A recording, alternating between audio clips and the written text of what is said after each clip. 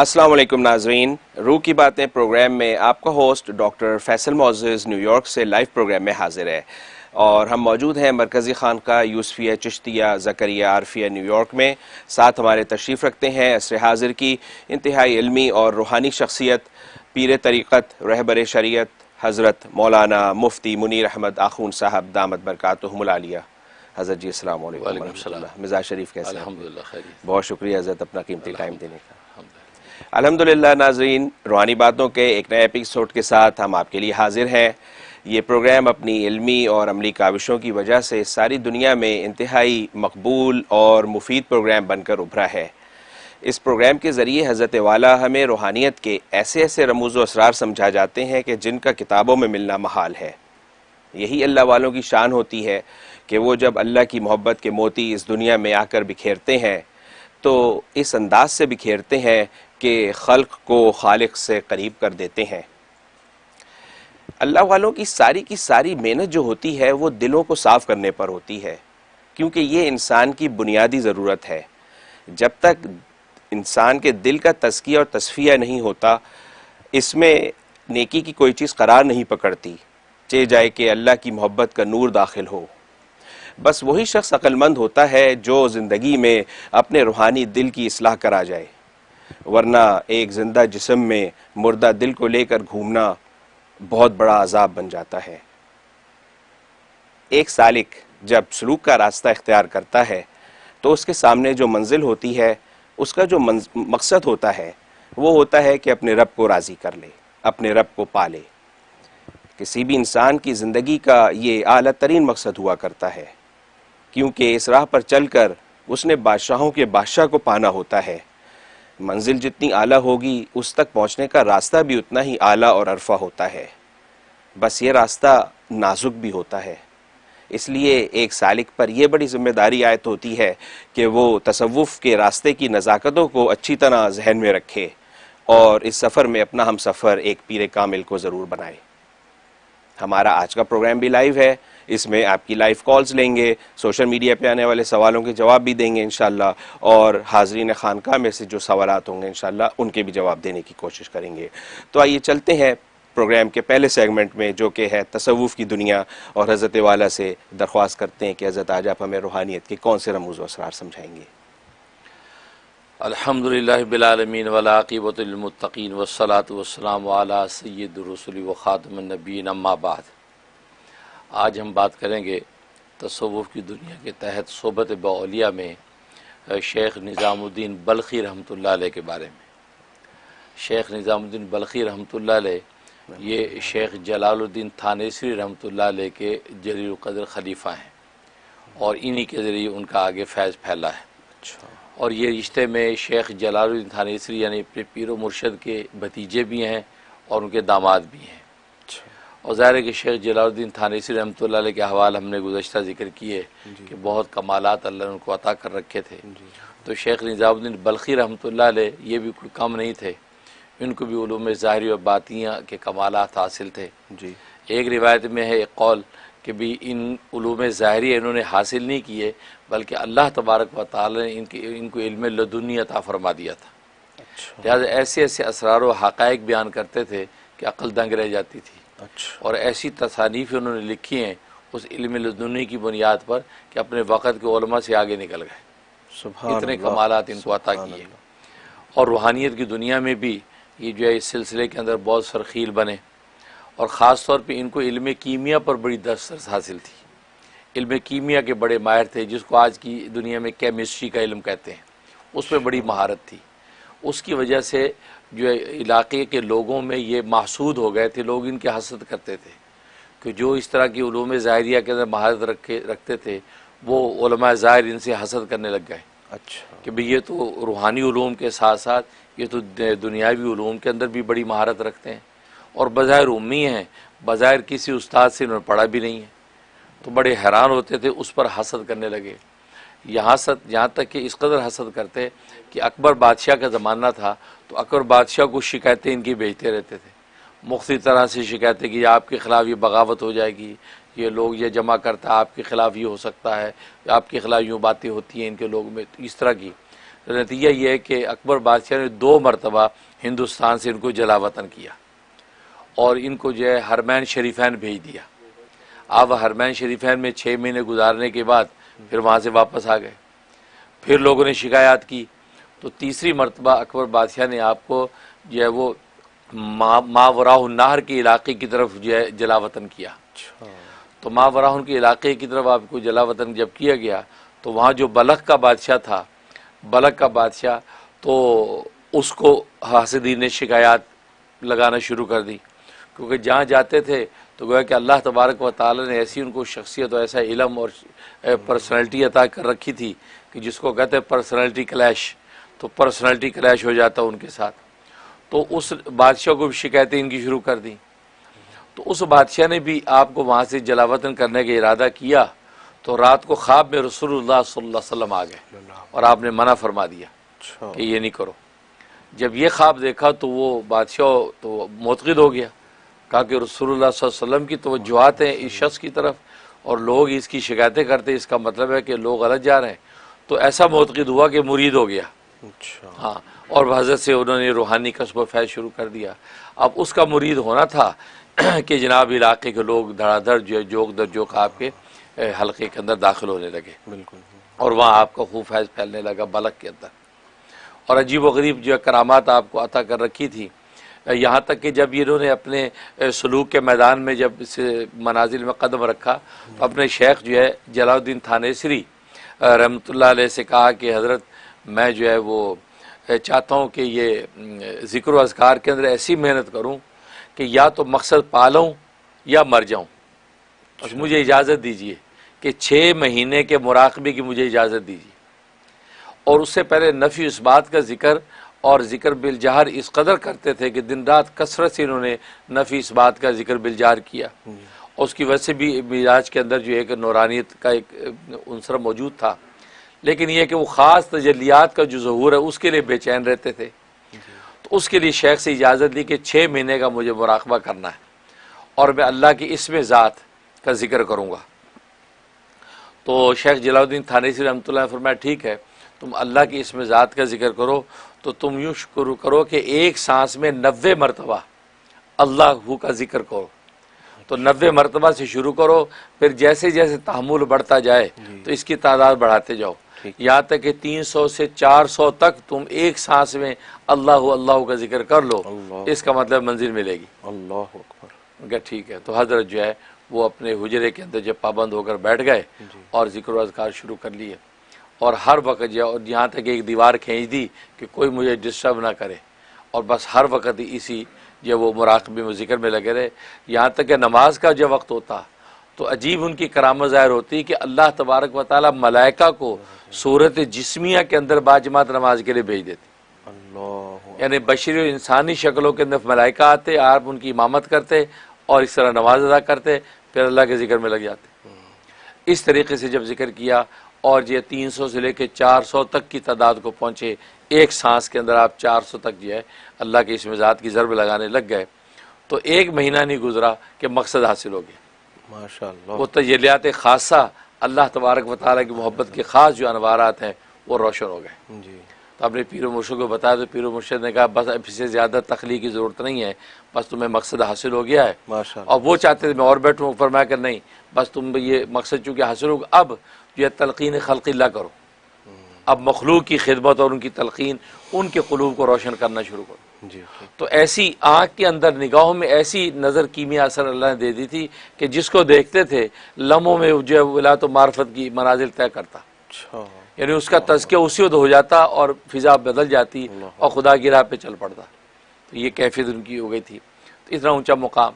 एक मरतबा लिखा है कि वो एक सफ़र में थे तो एक पहाड़ के कोई दामन के अंदर पहुँचे तो वहाँ ज़ोर की नमाज का वक्त हो गया।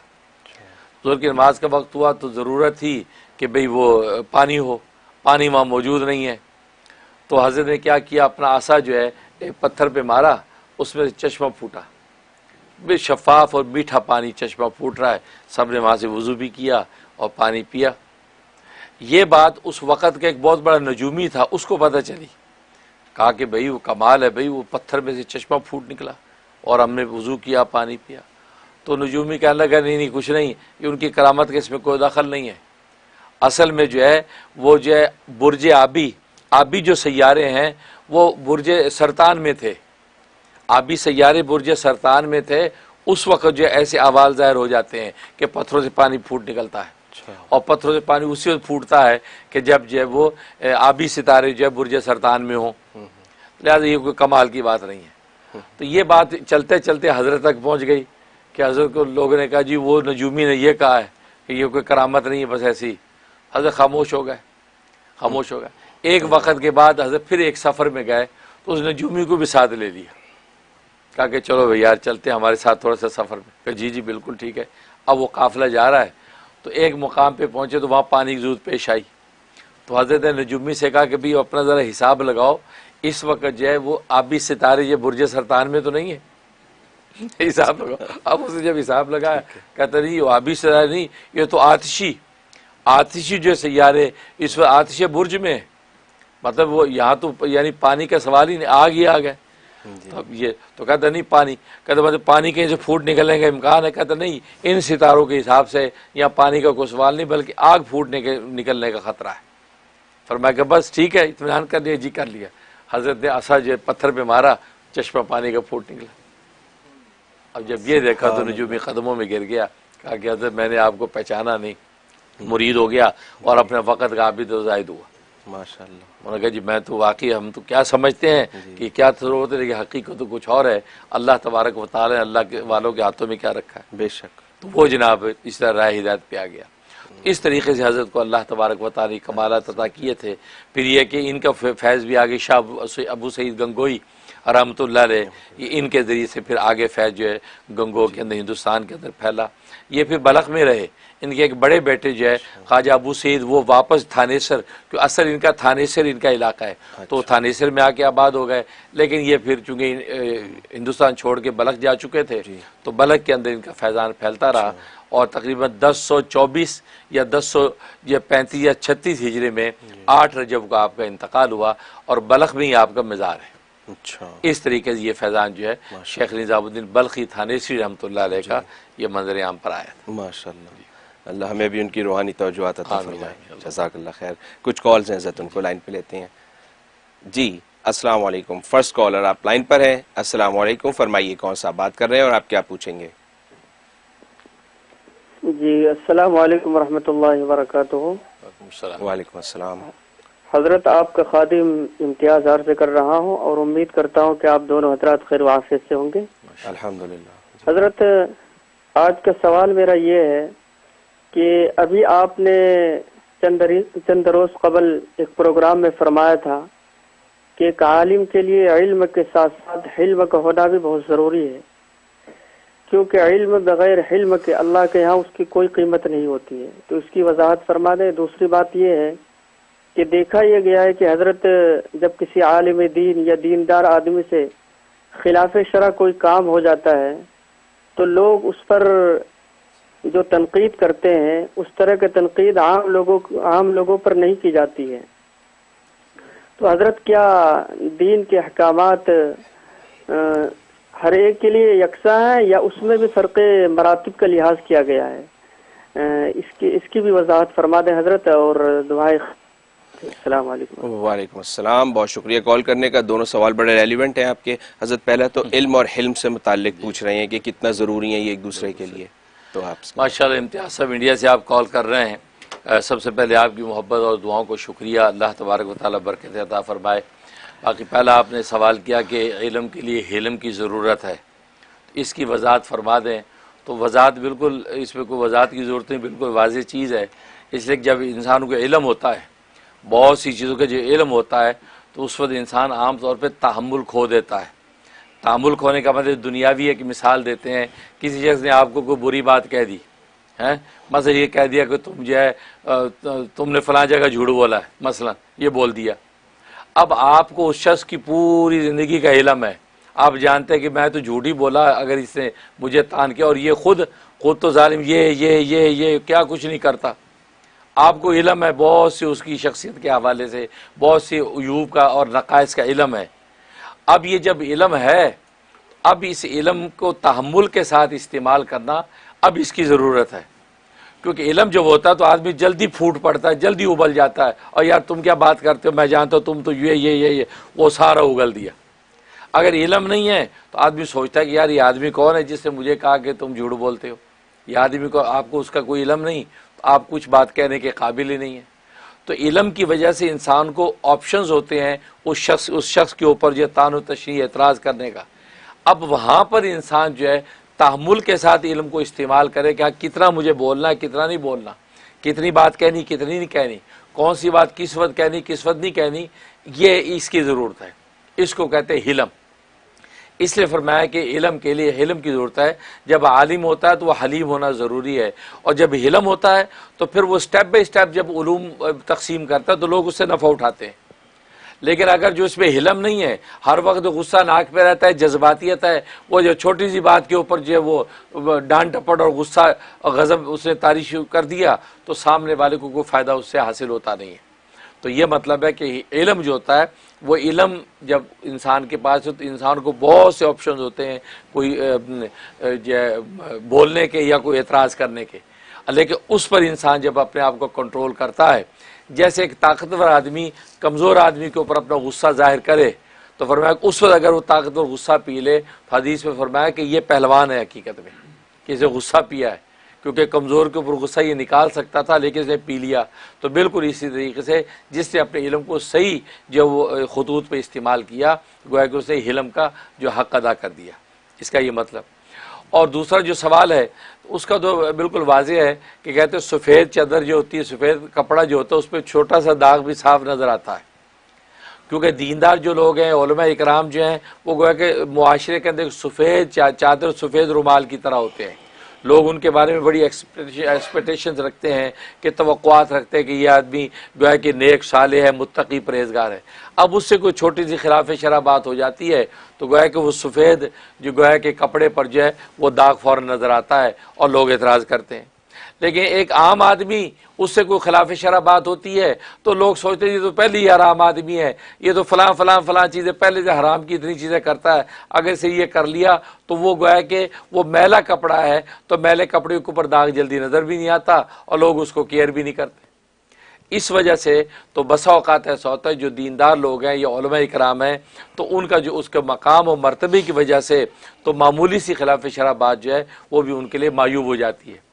इसे तो वो मक़ूला मशहूर हसनातुल अबरारी सय्यातुल मुक़र्रबीन, कि जो आम नेक लोगों की नेकियां जो हैं वो मुक़र्रबीन के हक़ में जो है वो गुनाह होती हैं, उनके हक़ में गुनाह होती हैं। तो गोया कि आम लोगों के हक़ में एक चीज़ नेकी है, लेकिन वही चीज़ जो है वो अल्लाह वाले जो ऊँचे दर्जे के उनके हक़ में गुनाह है, कि उनको वो करने की भी इजाज़त नहीं है। इसलिए जो है वो नेक लोग जो है उनकी खिलाफ शरअ हरकत जल्दी लोगों के सामने नज़र आ जाती है। माशाअल्लाह। नेक्स्ट कॉलर आप लाइन पर हैं। अस्सलाम वालेकुम, फरमाइए कौन सा आप बात कर रहे हैं? अस्सलाम वालेकुम, मैं नेहा बात कर रही हूँ, नेहा फातिमा ज़हरा, आपकी मुरीद हज़रत साहब मेलैंड से। और मेरा सवाल ये था कि आप प्लीज़ दरूद फ़ातिह की हमको फजीलत बता दें और इसकी पढ़ने की इजाज़त भी दे दें, और ये कितने बार पढ़ना चाहिए भी बता दें प्लीज़। और आप सबको रबीउल अव्वल की बहुत बहुत मुबारक। अस्सलाम वालेकुम व रहमतुल्लाहि व बरकातहू। जज़ाकल्लाह खैर। एक्सक्यूज मी, आप किस चीज़ की इजाज़त कह रही हैं?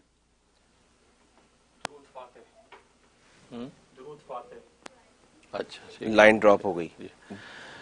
जी माशाल्लाह, नेहा जो है मेरीलैंड से आप कॉल कर रही हैं, अल्लाह ताला आपकी दुआओं को हमारे हक़ में कबूल और मंजूर फरमाए, बरकत अता फरमाए। और बाकी आपने जो है इजाज़त मांगी दुरूद फ़ातिह की, तो बिल्कुल मैं दिल से इजाज़त देता हूँ। दुरूद फ़ातिह की जो मुझे भी बुज़ुर्गों से इजाज़त है, लिहाज़ा दुरूद फ़ातिह की मैं आपको इजाज़त देता हूँ। बहुत बाबरकत और बहुत ताकतवर दुरूद है, लिहाज़ा उस दुरूद व सलाम के अंदर आप अपने मक़ासिद हसना की नियत करें। लिहाज़ा सबसे बड़े दुश्मन नफ्स व शैतान, उससे मुकाबले की नियत करें, और सबसे बड़ा जो मकसद अल्लाह अल्लाह के रसूल की रज़ा और मोहब्बत, इसकी नियत करके आप दुरूद फ़ातिह पढ़ें। इंशाअल्लाह अल्लाह आपको इस मैदान में फ़तह मंद फरमाएंगे, फ़तह अता फरमाएंगे। मैं भी अपने बुज़ुर्गों की बरकत से दिल से आपको इसकी इजाज़त देता हूँ। और बाकी पढ़ना कितना है अब आपकी कैपेसिटी पर है, या तो उसको 41 टाइम पढ़े डेली, 41 टाइम की तादाद रख लें, या 25 टाइम रख लें, और या 101 दफ़ा पढ़ें। अब इन 3 तादादों में से जो तादाद आपको सूट करती है और जितने भी आपके अंदर जो है उसकी जो कैपेसिटी है, आप ये पढ़ें और पढ़ के जो है ये रसूलुल्लाह सल्लल्लाहु अलैहि वसल्लम के दरबार में पहुँचाएँ। ख़ासतौर पर रबीउल अव्वल का महीना है और इसमें ये दुरूद फ़ातिहा आप पहुँचाएँगे तो इंशाअल्लाह बहुत बरकत हासिल होगी। आमीन। जी नेक्स्ट कॉलर आप लाइन पर हैं। अस्सलाम वालेकुम, फरमाइए कौन सा आप बात कर रहे हैं? अस्सलाम वालेकुम रहमतुल्लाहि व बरकातहू। हजरत जी मैं इंडिया से आपका मुरीद, आपका गुलाम, आप काशिफ इमरान खान मुनीर बात कर रहा हूँ हजरत। अल्लाह ताला आपको जज़ाए खैर दे और अल्लाह ताला आपका साया हमारे सरों पर हमेशा कायम रखे। हजरत जी मेरा सवाल ये है कि आजकल जो यहाँ पे सूफिया में ये मशहूर हो चुका है कि एक बंदा रक्स के नाम पर अल्लाह का नाम लेकर गोल गोल घूमता है और चारों तरफ लोग खड़े होकर उसकी हौसला अफजाई करते हैं। तो हजरत जी क्या तसव्वुफ में इस तरीके का रक्स करना, गोल गोल घूमना और लोगों का हौसला अफजाई करना, क्या तसव्वुफ में ये दुरुस्त है? ये मेरा सवाल था हजरत जी। जज़ाकल्लाहु खैर। बहुत शुक्रिया सवाल करने का। हजरत से इसकी तफसील पूछते हैं। माशाल्लाह माशाल्लाह, इमरान खान मुनीर इंडिया से आप कॉल कर रहे हैं और आपने अच्छा सवाल किया कि गोल गोल घूमना, रक़्स करना अल्लाह के नाम पे एक शख्स करता है, दूसरे लोग उसको देख के जो है अप्रिशिएट करते हैं। तो पहली बात तो ये कि मैंने पहले भी अपने बाज़ प्रोग्रामों में बात वाज़ेह की कि कवाली यानी समा और ये रक़्स जिसको आप कह रहे हैं, ये इसकी कुछ आदाब और हुदूद हैं। उन हुदूद और आदाब ही के अंदर इसकी इजाज़त है, वैसे आम माहौल में इजाज़त नहीं है। जो सूरत हाल आज बन गई है, आज जैसे कवाली है, कवाली के अंदर जो है जैसे एक फंक्शन बन गया है, लोग इकट्ठे हो जाते हैं, कवाली है जी, वो हमा शुमा सारे आ जाते हैं, गधे घोड़े सारे इकट्ठे हो जाते हैं। नहीं, उसके अंदर जैसे में जुनैद बगदादी रहमतुल्लाह अलैह का कौल है कि इसके अंदर 3 बुनियादी शर्तें हैं। एक शर्त मकान की, ज़मान की है, दूसरी मकान की है, तीसरी अखवान की है। ज़मान का मतलब है कि वक्त ऐसा हो कि फ़राइज़ व वाजिबात का वक्त ना हो, इंसान की तभी ज़रूरतों का वक्त ना हो, खाने पीने की ज़रूरतें इसका वक्त ना हो, और कोई ऐसी मुफीद मशगूलियत उसका वक्त ना हो, बिल्कुल फारिग औकात हो इन चीज़ों से। ये ऐसे वक्त में कवाली करें। दूसरा मकान यानी जगह ऐसी हो कि हर हमशुमा वहाँ ना आए, बल्कि मखसूस लोग जो इस सफ़र इश्क़ इलाही के अंदर मसरूफ़ हैं, तरीक़त की दुनिया के अंदर आगे बढ़ रहे हैं, सिर्फ वही लोग उसके अंदर मौजूद हों, वही आ सकें, कोई दूसरा बाहर का आदमी ना आ सके। ये दूसरी शर्त। तीसरी जो है शर्त जो है अखवान की है। अखवान का मतलब ये है कि वो लोग कि जिनको एक दूसरे से मुनासबत है, यानी एक पीर के पीर भाई हैं और वो तरीक़त की दुनिया को जानते हैं और तज़किये की मेहनत के अंदर लगे हुए हैं, सिर्फ वही अखवान बैठे। ये तमाशबीन ना आके बैठ जाएं, कोई अजनबी आके तमाशबीन बैठ गया, अब कोई हाल तारी हुआ, वजद हो, कैफ की कैफियत हुई, या ये कि वो नया आदमी है, वो उसके रक्स करने पे, झूमने पे हंसने लग गया। अब हंसने से क्या हुआ, वो कवाली की जो संजीदगी कि खुदा को पाने के लिए ये मौजो मस्ती हो रही है, तो वो गया कि वो उसके अंदर संजीदगी को ख़राब करेगा, फिर ख़ुद हंस के अपना जो है वो दीन ख़राब करेगा। तो इसलिए ऐसे अजनबी शख्स को आने की इजाज़त नहीं है। तो ये शायद तो ये रक़स के अंदर, रक़स भी चूँकि उसी का हिस्सा है कि सूफियत के अंदर जो है वो एक सिलसिला ऐसा है कि जो अल्लाह का जिक्र करते हैं वो गोल गोल घूम के अल्लाह का जिक्र करते हैं, क्योंकि झूम कर, घूम कर, लेट कर, उठ कर, बैठ कर किसी भी हैयत क़ज़ाई के साथ अल्लाह का जिक्र करना इसकी इजाज़त है और कुरान करीम ने इसकी इजाज़त दी है। अल्लज़ीना यज़कुरून अल्लाह क़ियामन व क़ूदन व अला जुनूबिहिम, कि वो लोग हैं कि जो अल्लाह के जिक्र करते खड़े हुए, बैठे हुए, करवटों पे लेटे हुए। तो कोई कि हैयत क़ज़ाई को आज़ाद कर दिया अल्लाह ने कि जिस भी तरह चाहें, जिस भी हैयत में हो, अब घूम कर जिक्र करके ला इलाहा इल्लल्लाह, उन पर एक कैफियत आ रही है, वो जिक्र कर रहे हैं। तो ये सब तो सारी हैयत क़ज़ाई को आज़ाद कर दिया शरीयत ने, लिहाजा उसके मुताबिक जिस पर जो कैफियत हो वो जिक्र कर सकता है। तो लिहाजा रक़स करना ये भी बात सिलसिलों के अंदर है कि वो ये घूम घूम पर एक दायरे के अंदर घूम घूम के जिक्र करते हैं, एक दूसरे का हाथ पकड़ा होता है। आमतौर पर शाज़िली सिलसिले में इसकी इजाज़त होती है, तो वो इस तरह करके ला इलाहा इल्लल्लाह के ज़रबे लगाते हैं। तो या एक आदमी पर अलग हाल तारी हो गया तो वो ऐसी कैफियत करता है, तो बाकी ऊपर भी कैफियत होती है, वो भी फिर उसी तरीके जिक्र करते हैं। तो ये इस नौयत में इसकी इजाज़त थी। लेकिन आप जो बता रहे हैं अब इसके अंदर तो वो तमाशबीन वाली बात हो गई। एक बेचारा सूफी खड़ा, वो ला इलाहा का जिक्र करके वो घूम रहा है, बाकी सारे खड़े हंस रहे हैं, देख रहे हैं, वो अप्रिशिएट कर रहे हैं, वाह वाह वेरी गुड, वाह वाह वाह, तालियां बज रही हैं। तो नहीं, ये इसकी इजाज़त नहीं है। इस तरीके से करना तो गोया कि ये तमाशबीनी हो गई। इसलिए तो कहता है कि आजकल बहुत सी चीज़ें इतनी मेस्टअप कर दी गई हैं, हालांकि पहले से वो हुदूद क़ुयूद के अंदर चीज़ें चल रही थी, लेकिन आज उसको जो है मेस्टअप करके गोया कि एक तमाशा बना लिया। इसलिए जो इस तरीके से ये अप्रिशिएट करने वाले जो आम लोग खड़े होके एक बंदे का रक्स जो देख रहे हैं और जो सारी तालियां बजा रहे हैं, उसकी इजाज़त नहीं। बाकी रहा कि रक्स जो है वो करना उसकी हुदूद है। रक्स का मतलब यह है कि रक्स इंसान जब करे उसके अंदर इंसान की ये खद्दो खाल जो है वो ज़ाहिर नहीं होने चाहिए। इंसान अपने कूलों को ना मटकाए, अपने जिस्म को ज़्यादा शो ऑफ ना करे। एक जो है एक सादा सी एक हरकत जो है, सादा सी जिस्म की हरकत जो है वो इंसान अगर कर रहा है तो वो ऐसा रक्स, इसकी इजाज़त है, ये ममनू नहीं है। तो इसलिए जो है वो इस तरीके से अगर वो रक्स करते हैं और अल्लाह का नाम लेते हैं, लेकिन ये मैंने बताया इन हुदूद के अंदर, तो उसकी इजाज़त है। जैसे आप बता रहे हैं कि इस तरीके से लोग ये तमाशा बना के खड़े होते हैं, ये जो है बिल्कुल हुदूद की पाबंदी नहीं है। जी, जज़ाकल्लाह खैर। जी, नेक्स्ट कॉलर आप लाइन पर हैं। अस्सलाम वालेकुम, फरमाइए कौन सा।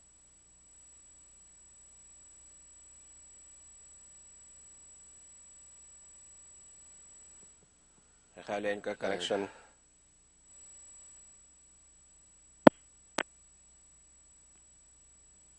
फरमाइए कौन सा बात कर रहे हैं। बोलिए भाई। इनका भी कनेक्शन नहीं है। हाँ जी, हाँ बोले। अस्सलाम वालेकुम रहमतुल्लाहि व बरकातुहू। हेलो जी, आ रही है आपकी आवाज़। जी, अस्सलाम वालेकुम रहमतुल्लाहि व बरकातुहू। हजरत से आजमत अर्ज कर रहा हूँ, बहावल नगर, पंजाब, पाकिस्तान से। उम्मीद है कि हजरत आप खैरियत से होंगे, अल्लाह ताला आपको अपने हिफ्ज़-ओ-मान में रखे। तो हजरत सबसे पहले जो है मैं आपकी खिदमत में ये शेर पेश करना चाहूँगा कि गंज बख्श फैज़ आलम मजहर नूर खुदा, गंज बख्श फैज़ आलम मजहर नूर खुदा, नाकसा रा पीर कामिल कामिल रहनुमा। तो हजरत सबसे पहले मेरा एक छोटा सा सवाल है, और वो ये कि क्या कोई पीर गैर शरई काम भी कर सकता है, जिस तरह हमारे पंजाब में होता है कि दाढ़ी उसने नहीं रखी हुई, नमाज का पाबंद नहीं है, चर्च पीता है, लेकिन जो है पूरे गांव के गांव उनके मुरीद होते हैं, जी ये हमारे पीर हैं। तो हजरत इस बारे में जो है खुसूसी रहनुमाई फरमाएं और दुआओं में याद रखिएगा जी। वजाहत लेते हैं। माशाल्लाह, फ़याज़ साहब बावन नगर पाकिस्तान से कॉल कर रहे हैं। अल्लाह ताला आपको बरकत अता फरमाए। और बाकी आपने शेर जो है बड़ा अच्छा शेर पढ़ा है, और ये शेर जो है वो सुल्तानुल हिंद हज़रत ख्वाजा मोइनुद्दीन चिश्ती रहमतुल्लाह अलैह ने गालिबन जो है दाता गंज बख्श साहब रहमतुल्लाह अलैह के बारे में पढ़ा था। जब 6 महीने वहाँ उनके हुजरे में वहाँ पे मुराकबा किया, हज़रत दाता दरबार पर उन्होंने मुराकबा किया, और जब वो हुजरे से बाहर निकले हैं तो ये कहते हुए निकले कि गंज बख्श फैज़ आलम मज़हर नूर खुदा, नाक़िसा रा पीर कामिल कामिला रा रहनुमा। तो माशाल्लाह उन्होंने गोया कि दाता गंज बख्श साहब रहमतुल्लाह अलैह के बारे में ये बात कही कि ये इतने ऊंचे दर्जे का ये शेख है कि जनाब ये जो है वो नाक़िसों को कामिल बना दे और कामिलों को जो है वो अपनी बुलंदियों पे पहुंचा दे। तो गया ऐसा उनको जो है तसर्रुफ़। और वहीं से जो है लिखा है कि ख्वाजा मोइनुद्दीन चिश्ती रहमतुल्लाह अलैह ने वहीं से इजाज़त ली दाता साहब से कि मैं हिंदुस्तान जा रहा हूँ, तो वहाँ मुराकबा 6 महीने करके वहाँ से इजाज़त ली। और ये भी रिवायत में आता है कि वहाँ से उनको इस्म आज़म मिला, हज़रत दाता साहब से उनको इस्म आज़म मिला, और वो इस्म आज़म लेकर अब हिंदुस्तान पहुँचे थे। क्योंकि रसूलुल्लाह सल्लल्लाहु अलैहि वसल्लम ने मदीना तैयबा में जब उन्होंने रहने का इरादा किया मस्जिद सुकूनत का ख्वाजा मोइनुद्दीन चिश्ती ने, तो रसूलुल्लाह ने फरमाया कि नहीं, तुम्हारे लिए हमने हिंदुस्तान की विलायत मुकर्रर कर दी है, हिंदुस्तान चले जाओ। फिर ये है कि वहाँ से वो फिर हज़रत दाता दरबार पे आए, हज़रत दाता साहब की वहाँ पर उन्होंने मुराकबा किया, वहाँ से उनको जब मज़ीद उनकी जो है कि दुआएँ तवज्जुहात लीं, और वहाँ से इस्म आज़म मिला, और फिर हिंदुस्तान पहुँचे। फिर हिंदुस्तान में आप देखते हैं कि ख्वाजा मोइनुद्दीन चिश्ती रहमतुल्लाह अलैह का कैसा फैज़ान फैला कि 90 लाख इंसान आपके हाथों पे मुसलमान हुए। तो ये उस वक्त ये शेर कहा गया। तो अल्लाह तबारक व तआला जो है इस शेर की पूरी बरकत हमें अता फरमाए, और ये दो अजीम जो है वो इल्म व फजल के जो सतून हैं, इनकी जो है रूहानी तवज्जो हमें नसीब हों। बाकी आपने सवाल बड़ा अच्छा किया कि क्या कोई पीर व मुर्शद जो है खिलाफ शरअ काम कर सकता है। तो जवाब यह है कि पीरो मुर्शद से बिल्कुल गलती हो सकती है, कोई गुनाह हो सकता है, खिलाफ शरअ कोई हरकत हो सकती है, क्योंकि सिर्फ अम्बिया मासूम होते हैं और सहाबा महफूज होते हैं। उसके अलावा उम्मत में जितने भी हैं वो से जो वो ना मासूम है ना महफूज हैं। लिहाजा किसी पीर मुर्शद से भी कोई खिलाफ शरअ हरकत बिल्कुल हो सकती है, कोई उसे गुनाह कबीरा तक वो हो सकता है। बाकी है कि वो उस पर इसरार नहीं करता, उससे तौबा की तौफीक नसीब होती, तौबा कर लेता है। तो ये अहवाल बेशक आप पैदा हो सकते हैं, लेकिन आप जो बात कर रहे हैं कि यहाँ पाकिस्तान में बहुत सी जगहों पे ऐसे पीरो मुर्शद हैं कि जो मसलन आपके कहते हैं क्लीन शेव हैं, नमाज पढ़ते नहीं हैं, लेकिन हज़ारों के हज़ारों लोग उनके मुरीद हैं। वो कहते साढ़े पीर साहब ने हैं, और जो पीर मुरीदी चल रही है, तो ये पीरी मुरीदी ये आला मिनहाजुस सुन्ना नहीं है, ये गुमराही और जलालत है। क्योंकि जो पीर खुद जो है शरीयत पर अमल नहीं करता, जबकि शरीयत तो तरीक़त की का पहला कदम है, शरीयत तरीक़त का पहला कदम है। इसे तो हज़रत दाता गंजबख्श साहब रहमतुल्लाह अलैह ने अपनी किताब कश्फुल माजूब में लिखा है कि तरीक़त शरीयत के बगैर जो गुमराही और जलालत है, कि अगर शरीयत नहीं है तरीक़त करके आप लोगों को कह दिए कि साड़ी हर वेले थोड़ी 5 वेले हैं, ये कह के लोगों को आप गुमराह करते फिरें कि थोड़ी 5 वेले साड़ी हर वेले कह के वो पीर साहब नमाज ही नहीं पढ़ते, साड़ी हर वे नमाज। हाँ जी, 80 तो मदीने पढ़ के आते, पीर साहब मदीने में नमाज पढ़े, तुम इत्थे जाके पढ़ो इमाम दे मगर 80 तो मदीने पढ़ के आने, जबकि वो रोटियां यहाँ हिंदुस्तान में निबेड़ता है 10 डोंगों की जहाँ यही लेता है, बिरयानी का डोंगा यही उड़ाता है वो है, रोटी नहीं मिलती मदीने में बेचारे को, नमाज पढ़ने वहाँ चला जाता है। तो ये गुमराही के रास्ते हैं। तो ऐसे जो पीर बने होते हैं ये इस तरह लोगों को गुमराह करते हैं। तो लिहाजा और फिर दाढ़ियाँ मुड़ाते हैं और कहते जी दाढ़ी मुड़ा तरीक़त है, तरीक़त दिल साफ होना चाहिए, दिल साड़ी अंदर दाढ़ी है, साड़ी बाहर दाढ़ी, साड़ी अंदर दाढ़ी है, ए ना साड़ी बाहर दाढ़ी है अंदर दाढ़ी नहीं है। तो मतलब ये क्या फ़लसफ़ा हुआ? जब अंदर का ही मामला है तो फिर धोती भी उतार के नंगे मुंगे फिर साड़ा पर्दा अंदर ही है, साड़ा पर्दा बाहर नहीं, साड़ा पर्दा अंदर है, ये तो कोई बात ना हुई ना। हर बात में आप ये बात करें तो ये गुमराही। तो ऐसे पीर जो आप बता रहे हैं ये गुमराही और जलालत है। इस रास्ते के अंदर ज़ाहिर है कि मैं हमेशा कहा करता हूँ कि जो वो जो भी जेन्युइन मार्केट में होती है उसकी डुप्लीकेट ज़रूर होती है। लिहाजा इसका मतलब जेन्युइन पीर ज़रूर हैं तभी तो ये डुप्लीकेट होती है, और डुप्लीकेट उसी की होती है जिसके जेन्युइन हो। अब जेन्युइन होना डुप्लीकेट कैसे आ गई? लिहाजा इस तरह के जाहिल पीर ज़रूर होते हैं। लोग इन जाहिल पीरों को देख के बुनियाद बनाते, देखा जी ये तसव्वुफ गुमराही है, देखो नमाजें नहीं पढ़ते, दाढ़ी मुड़ाते, ये नहीं करते, वो नहीं करते। तो जो असली जो पीर होते हैं उनसे भी लोगों को जो हटाते हैं उनसे भी जो बरगश्ता हो जाते हैं। हालांकि उनको सोचना चाहिए कि हर जगह दुनिया के अंदर हर चीज़ में जाली असली होती है, लिहाजा जाली से हटके आप असली को हासिल करें और वो क़यामत तक रहेंगे। क्योंकि कुरान का हुक्म है कि या अय्युहल्लज़ीना आमनुत्तक़ुल्लाह, ए ईमान वालो तक़वे की ज़िंदगी इख्तियार करो, वकूनु मा सादिक़ीन, और सच्चों के साथ जुड़े रहो। सादिक़ीन से बात ये अल्लाह वाले हैं, ये औलिया इज़ाम है, इनके सच्चों के साथ जुड़े रहो। तो अगर जो है वो सच्चे दुनिया में हो ना और अल्लाह के जुड़े रहो साथ, तो ये तकलीफ माला युताक है। एक ऐसी चीज़ का हुक्म अल्लाह दे रहा है जो चीज़ अवेलेबल ही नहीं है। ये तो ऐसे जैसे अंधे को अल्लाह कह के देखो, अंधे को देखना ये तकलीफ माला युताक, वो देख ही नहीं सकता बेचारा, उसको देखने को हुक्म दे रहे हैं। तो अल्लाह जब कह रहे सच्चों से जुड़े रहो, इसका मतलब क़यामत तक सच्चे रहेंगे। अब सच्चों को ढूंढना आपका काम, और बाकी झूठे अगर हैं तो झूठे से बचना भी आपका काम है। इसलिए ऐसे जो पीर जिसका आप जिक्र कर रहे हैं ये पीर जो पीर नहीं है, ये कहते हैं कि ये जो है ईमान के डाकू हैं, ईमान के डाकुओं से बचना चाहिए। जज़ाकल्लाह खैर। नाज़रीन, हमारे एक ब्रेक का वक्त हुआ है, इंशाल्लाह शॉर्ट ब्रेक के बाद वापस आएंगे और इस खूबसूरत प्रोग्राम को कंटिन्यू करेंगे। हमारे साथ रहिएगा, इंशाल्लाह हम थोड़ी देर में वापस आते हैं ब्रेक के बाद।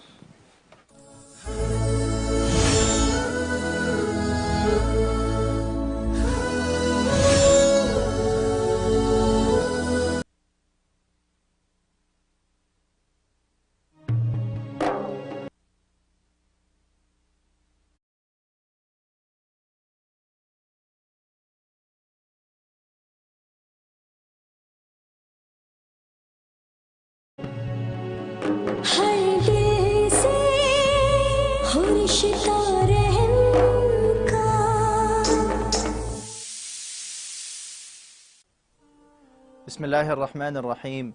Reciting Quran with proper pronunciation is obligatory for every Muslim. We are providing a very good opportunity to all level of students, male and female, to enroll in an easy online weekend Quran course. So register now for one-on-one sessions with our experienced teachers at kashmirislam.com. Coins medical care doctor Nahid Sultana की जेर निगरानी female health professionals और competent lady doctors पर मुश्तमिल एक ही location पर कायम मुकम्मल family medical care centre, women health care, gynaecological exams, paediatrics, adult physicals, echocardiogram, EKG testing, children vaccination और अब एयर ट्रेवलर्स के लिए कोविड-19 PCR टेस्ट की सहूलत, rapid lab results in 72 hours only. Coins medical care, Jamaica phone 718-206-2222।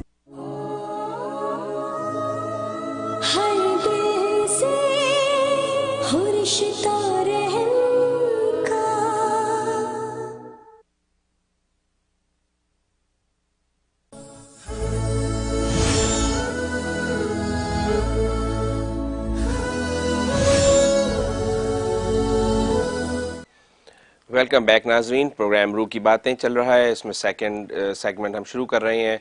कुछ और calls हैं, उनको साथ में लेते हैं। जी, नेक्स्ट कॉलर आप लाइन पर हैं। अस्सलाम वालेकुम, फरमाइए कौन सा आप बात कर रहे हैं? जी अस्सलाम वालेकुम।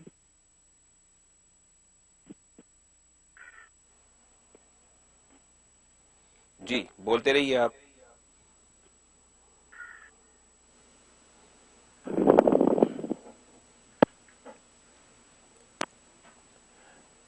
जी जी, आप बोलें अगर आपको आवाज आ रही है तो।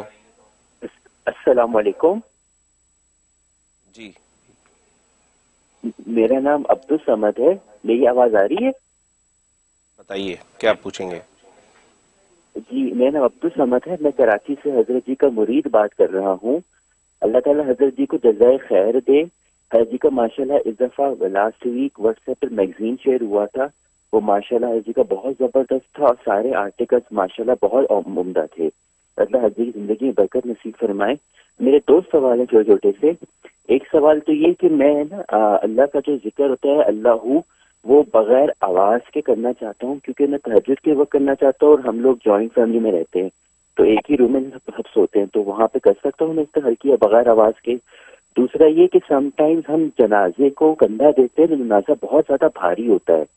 बाज़ औक़ात कहते हैं कि जनाजा भारी वजह से होता है कि बंदे के अपने आमाल की वजह से वो भारी हल्का होता है। इसके बारे में वजाहत फरमा दीजिएगा।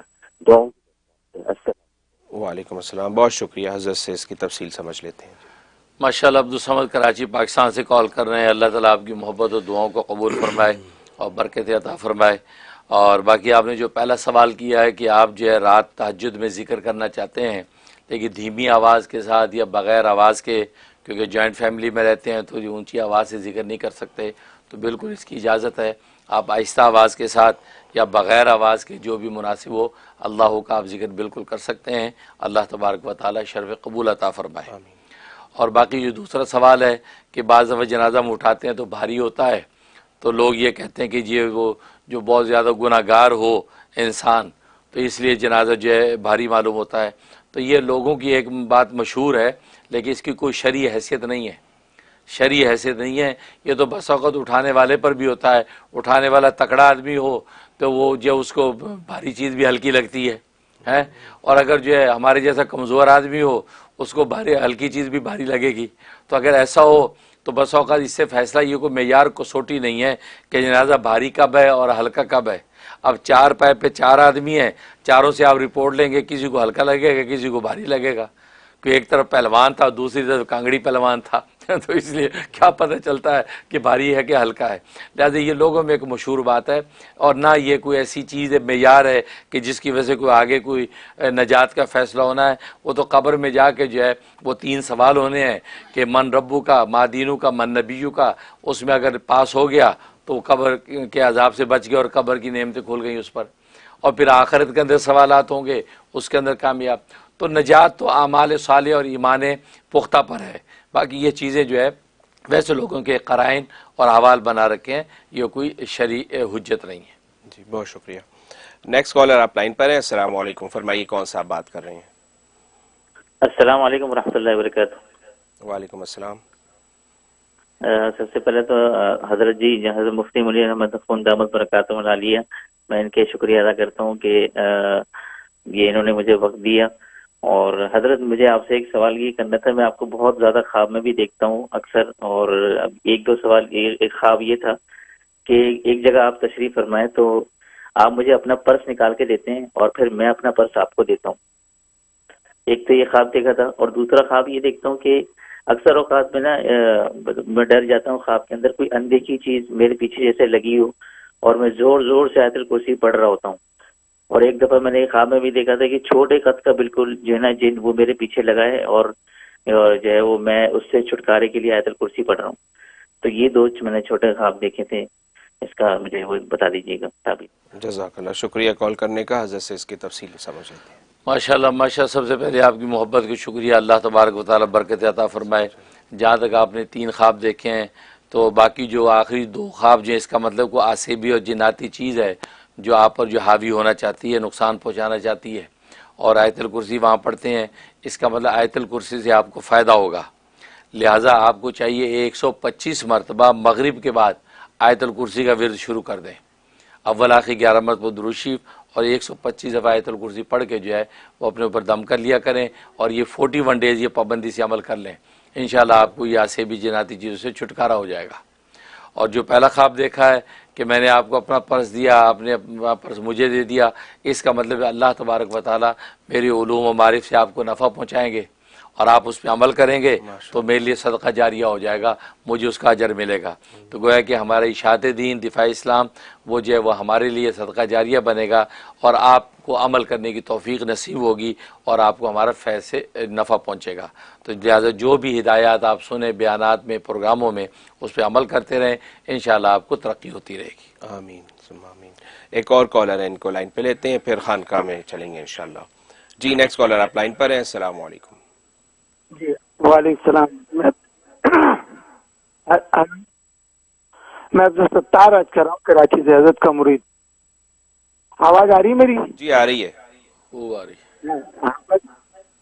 माशाल्लाह हजरत, अल्लाह आपको जज़ाए खैर दे, सेहत दे, और अल्लाह ने इल्म तो आपने बहुत हम सबको दे दिया, बस अल्लाह पाक उस पर हमें आमिल बना दे, ये दरख्वास्त है। हजरत दुआओं की भी दरख्वास्त है, और अर्ज ये है कि हजरत ये दूसरों की तारीफ जो करना है, कहते हैं ना कि किसी की मुंह पे तारीफ ना करो, तो इसके मुतालिक जरा सा आज कर दीजिएगा ताकि समझ में आ जाए। इसलिए मैं कभी अक्सर रुक जाता हूँ तारीफ करने से आपकी। माशाल्लाह अल्लाह ने आपको जो इल्म और जो सारी चीजें दी हैं, अल्लाह इसमें बरकत डाल दे, और इससे पूरी उम्मत मुस्लिमा को फैज पहुंचा दे, और हमें भी आपका फैज नसीब हो जाए। इसकी बस दरख्वास्त है आपसे, बस दुआओं की खास दरख्वास्त है। बस आपसे बात हो गई, बड़ी खुशी हो गई कि इल्म में तो आपने हर चीजें देती, हमने वो उन्हीं अभी तक पूरा सुन नहीं सके। अल्लाह आपको जज़ाए खैर दे। बस आमीन आमीन। जी जी, बहुत शुक्रिया कॉल करने का। हज़रत से इसकी तफसील। माशाल्लाह माशाल्लाह। दुस्तार साहब, आप पाकिस्तान से कॉल कर रहे हैं, अल्लाह ताला आपको बरकत अता फरमाए। हमारे प्रोग्रामों से आप फ़ायदा उठाते हैं, अल्लाह ताला हमारी ज़ाहिरी बातिनी उलूम से आपको नफ़ा पहुँचाए, और मेरे ज़रिए से मेरे मशाइख का जो है वो ख़ास जो है फैज़ आपको पहुँचता रहे। और बाकी सवाल आपने बड़ा अच्छा किया कि मुँह पे तारीफ़ करने के बारे में क्या है। मुँह पे तारीफ़ करने का मतलब यह है कि खुशामद और चापलूसी के तौर पे किसी के मुँह पे तारीफ़ ना करें, लेकिन अगर सामने वाले की हौसला अफजाई मकसूद हो और अपना इज़हार मोहब्बत मकसूद हो तो मुँह पे तारीफ़ कर सकते हैं। तो ये मतलब है। तो लेकिन यह है कि एक चापलूसी और खुशामद के तौर पे जो है मुँह पे तारीफ़ ना करें, क्योंकि खुशामद और चापलूसी हराम है। लेकिन सामने वाले की हौसला अफजाई और जो उसकी के साथ इज़हार मोहब्बत के लिए नबी करीम सल्लल्लाहु अलैहि वसल्लम ने भी बहुत से सहाबा की मुँह पे तारीफ़ फरमाई है। उनकी हौसला अफजाई के लिए, उनके साथ गोया कि एक तरह की इज़हार मोहब्बत के लिए आपने तारीफ़ फरमाई। और फिर यह कि जहाँ पर यह ख़तरा ना हो कि इसके मुँह पे तारीफ़ कर लेंगे, तारीफ़ करने की वजह से ये जो है किसी किस्म की जो है वो जो है कहते हैं कि वो हवाए नफ्स के अंदर मुब्तला नहीं होगा, किसी गुरूर के अंदर मगरूर नहीं हो जाएगा, इसको तारीफ़ नुकसान नहीं देगी, मुज़िर नहीं होगी।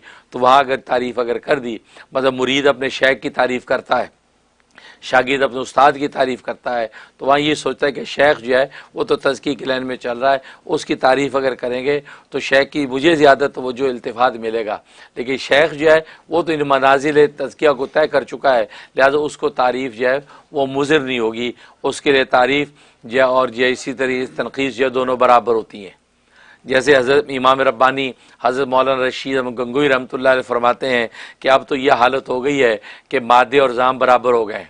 मादे और जाम का मतलब है कि कोई मदह और तारीफ़ करता है तो भी कोई अपने नफ्स को कोई जुम्बिश नहीं होती, अगर कोई हमारी तनकीद और बुराई करता है तो भी नफ्स को कोई जुम्बिश नहीं होती।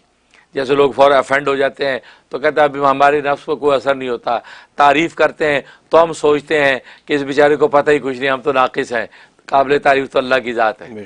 अगर कोई तनकीस करता है सोचते हैं कि बिल्कुल ठीक करता है, ये कि पानी के नापाक कतरे से बने की तनकीस ही हो सकती है, तारीफ़ कहाँ से हो सकती है। तो गोया कि ये कैफियत तारी हो जाती है अल्लाह वालों पे कि तारीफ़ जब होती है वो सोचते हैं कि तारीफ़ तो उसकी है, ये बेचारा मुझे समझ रहा है कि मैं कोई काबिल तारीफ़ हूँ। ये कमालात के अनवारात तो यूँ गुजर रहे हैं। मेरी मिसाल तो एक रोशनदान की है, रोशनदान तो अंधेरा है, रोशनी आफ्ताब की है जो कमरे के अंदर आ रही है, लोग रोशनदान की रोशनी समझ रहे हैं तो इसलिए वो धोखे में है, तो इसलिए वो कहते हैं कि वो मगरूर नहीं होते। अगर कोई तनकीस और बुराई करता है वो सोचते हैं ठीक ही कर रहा है, नापाक पानी के कतरे से बना हुआ हूँ, जो पानी का कतरा निकल जाए तो अल्लाह के सामने खड़े होने के काबिल नहीं रहता, तो मेरे पर तनकीस ही हो सकती, तारीफ मेरी कहाँ से होगी। तो ये कैफियत उनकी अल्लाह वालों की होती है, लिहाजा उनके सामने ये तारीफ़ तनकीस उनको मुज़िर नहीं होती। तो इस अंदाज से अगर तारीफ़ तनकीस करे उसमें कोई मजाका नहीं है। जज़ाकल्लाह खैर। कुछ सवालात हैं जो खानका के हाज़रीन के हैं, इंशाअल्लाह उनको सुनते हैं। जी नेक्स्ट सवाल आप फरमाइए, क्या पूछेंगे? हुजूर अस्सलाम वालेकुम। हुजूर आप का जो भी आप करते हैं मुझे बड़ी तारीफ करते हैं लोग, ये कोई आपके सामने कहने की जरूरत नहीं है या मैं कोई बड़ाई की, लेकिन आपके दर्जात बुलंद हो। हुजूर आज एक सवाल है और वो सवाल ये है कि हम आजकल देख रहे हैं कि दुनिया के अंदर कुछ अजाब के तौर पर कुछ एनर्जी कम हो रही है, कुछ कोयले की कानों में कुछ हो रहा है, दुनिया भर में सब कुछ हो रहा है। क्या ताल्लुक इसका कोई महीनों से है या कोई कयामत की निशानियों से है या कोई और कोई वजह है? इसकी वजह सिर्फ मादनी है या इसका कोई मजहब का भी कोई इसके अंदर इन्वॉल्वमेंट है या कोई अकीदे का इन्वॉल्वमेंट है या कोई अल्लाह ताला की तरफ से? ये मेरा सवाल। बहुत शुक्रिया सवाल करने का, हज़रत से इसकी तफसील समझते हैं। माशाल्लाह माशाल्लाह बशीर साहब, आपने बड़ा खूबसूरत सवाल किया है।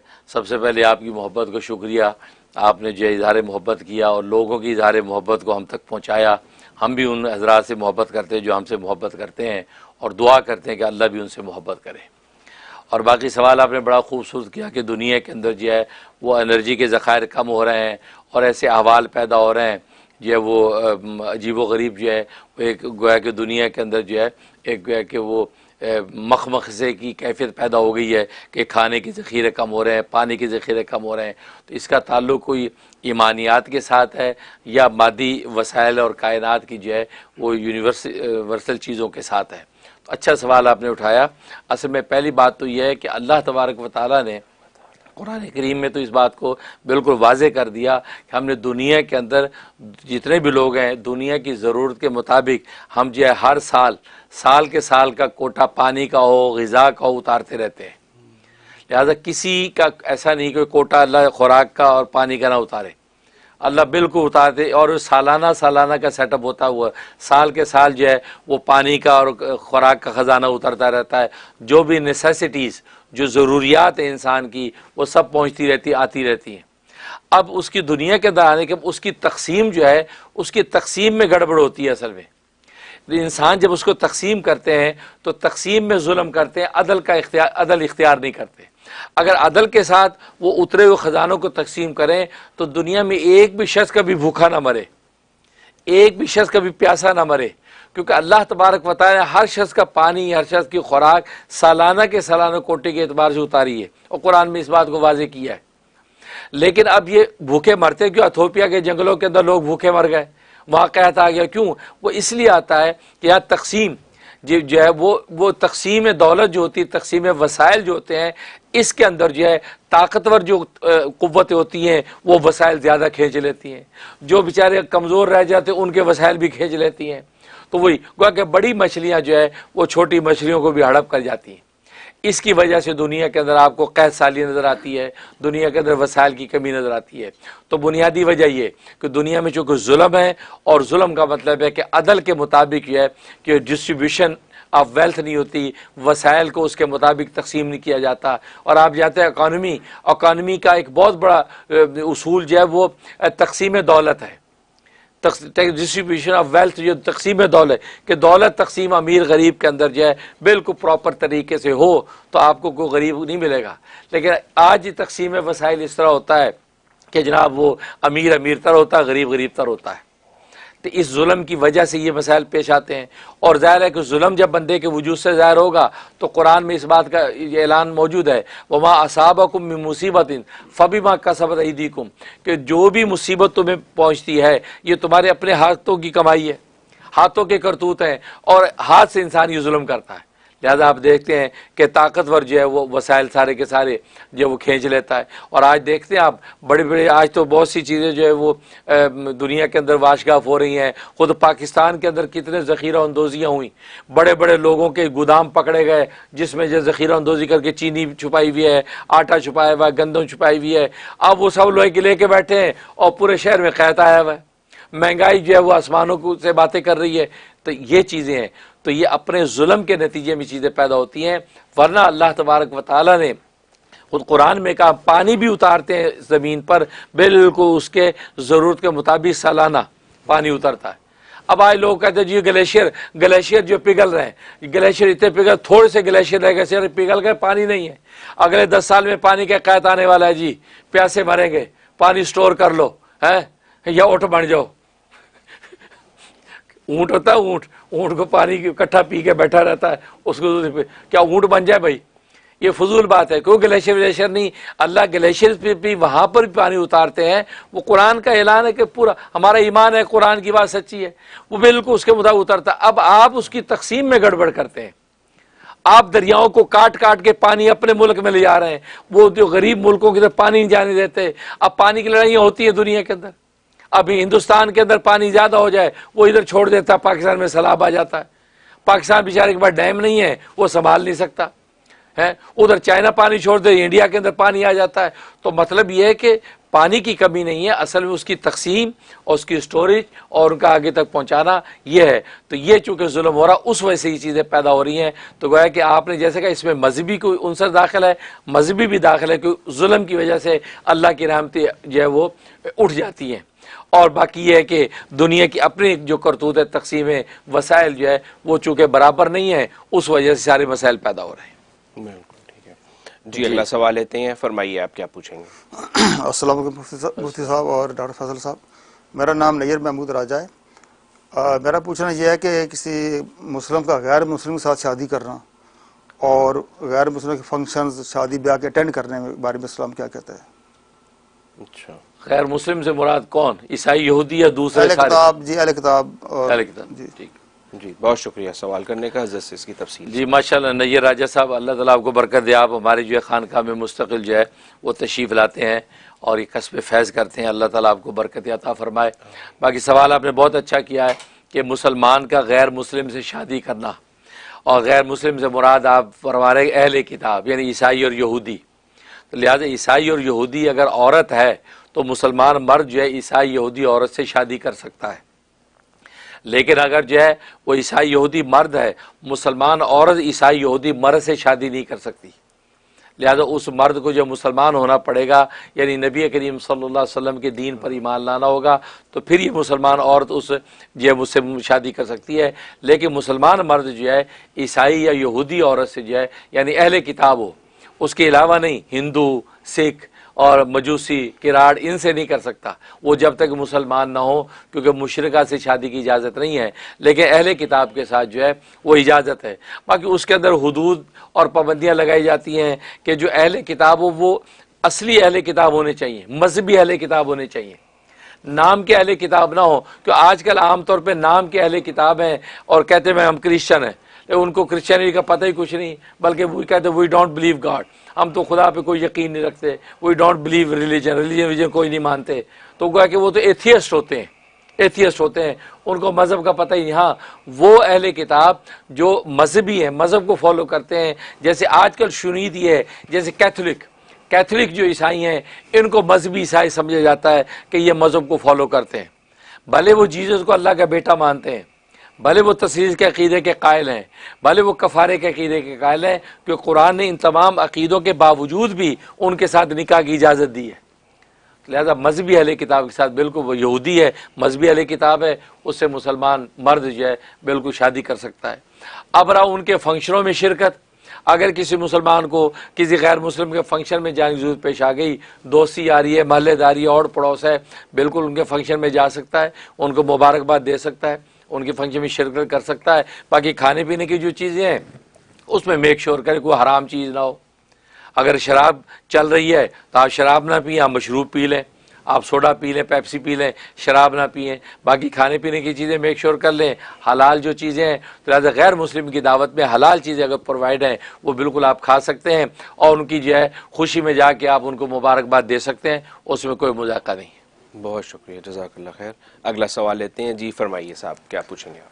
हज़रत अस्सलाम वालेकुम, मैं यहाँ खानका से जमील हसन आपकी खिदमत में हाजिर हूँ। हज़रत मेरे दो सवाल हैं जो एक दूसरे से रिलेटेड हैं। पहला सवाल ये है कि क्या हमज़ाद जो है, सुना है कि हर इंसान या हर ज़ीरू का एक हमज़ाद भी अल्लाह ने पैदा किया है, तो इसकी हकीकत क्या है? और क्या इंसान के मरने के बाद हमज़ाद जो है वो आलम बरज़ख की तरफ चला जाता है या आलम अरवाह में चला जाता है? और आलम बरज़ख की हकीकत क्या है? क्या वहाँ पे हम अपने जो अजीज़ अकरबा हैं जो हमसे पहले गुज़र चुके होंगे उनसे मुलाकात होगी वहाँ पे? इन दो सवालों के लिए आप जो है रहनुमाई फरमा दें। जी बहुत शुक्रिया। हज़रत से इसकी तफसील पूछते हैं। जी माशाअल्लाह हसन जमील, आप खानका में जो तशरीफ़ लाते हैं और आपने बड़ा अच्छे सवालात किए हैं। पहला सवाल कि आपने हमज़ाद की हकीकत क्या है, और दूसरा भी है कि बरज़ख के अंदर जो है बरज़ख की हकीकत क्या है। जहाँ तक हमज़ाद का ताल्लुक़ है तो इंसान का ये है कि जिसमें मिसाली होता है, जैसे कि इंसान के ये जिस्म जान है, रूह है, इसी तरीके से इंसान के एक और जिसमें मिसाली होता है उसको हमज़ाद कहा जाता है। तो वो जो हमज़ाद है वो जब इंसान मरता है और ये जो हम जो है तीन लपे जो कब्र में डालते हैं, मीना खलकनाकुम व फ़िया नुईदुकुम व मीना नुखरिजुकुम तारतन उखरा, तो ये जब लब डालते हैं तो वो जो हमज़ाद होता है हमारे जिस्म जान का वो भी साथ ही दफन हो जाता है, वो साथ ही दफन हो जाता है। अगर ये अमल ना किया जाए तो हमज़ाद साथ दफन ना हो तो वो फिर ये कि बदरूहों की शक्ल के अंदर जो है वो दुनिया के अंदर जो है वो भटकता फिरता रहता है। जैसे हिंदू जो है वो अपनी लाशों को जला देते हैं, जब लाशों को जलाते हैं तो जो हमज़ाद है वो हमज़ाद जो भटक जाता है वही भी बदरू बन जाता है, वो ये जो एक द्योर की शक्ल इख्तियार कर लेता है और वो जगह जगह लोगों को सताना शैतानियत इख्तियार कर लेते हैं शैतानी शक्ल में। तो वो जो है ये जो प्रोसेस शरीयत का है, इससे वो क्या होता है, वो हमज़ाद भी साथ ही आपके दफन हो जाता है। लिहाजा वो फिर दुनिया के अंदर जो है किसी किस्म का कुछ तसर्रुफ नहीं करता। तो ये एक हमज़ाद होता है। और एक होता है मुवक्किल। मुवक्किल होता है, हर आयत का मुवक्किल है कि सूरत नाम का मुवक्किल है या इंसान का अपना मुवक्किल है। फिर एक जिन होता है। तो तीन ये ऐसी जो गैबी क़ुव्वतें होती हैं, एक हमज़ाद, दूसरा मुवक्किल, तीसरा जिन।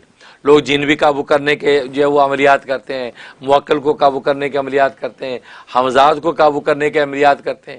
लिहाजा आमलीन की दुनिया के अंदर, अमलियात की दुनिया में हमज़ाद को काबू करना ये सबसे टफ काम होता है, सबसे मुश्किल काम होता है।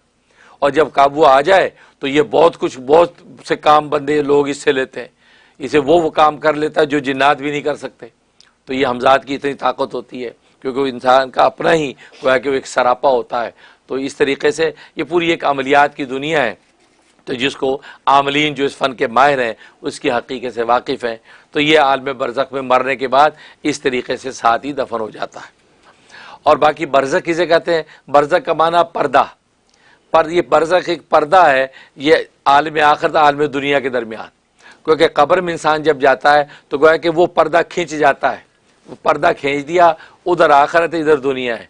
आप उस पर्दे के मकाम पर मौजूद हैं कि जब वक्त आएगा मैदान हशर का, उठ के आप आखिरत में दाखिल हो जाएंगे। तो ये तो लेकिन चूँकि बरज़ख में है लिहाजा इधर दुनिया के साथ भी राब्ता है। लिहाजा कब्र पे जाके आप अस्सलाम वालेकुम करते हैं तो मुर्दा आपको देखता भी है, वालेकुम सलाम भी करता है, कि क्योंकि आप बिल्कुल सरहद के ऊपर हैं। लिहाजा बरज़ख, तो बरज़ख का माना पर्दा होता है, इसलिए वहाँ पर आप सलाम भी करते हैं, वो सुनता भी है, देखता भी है।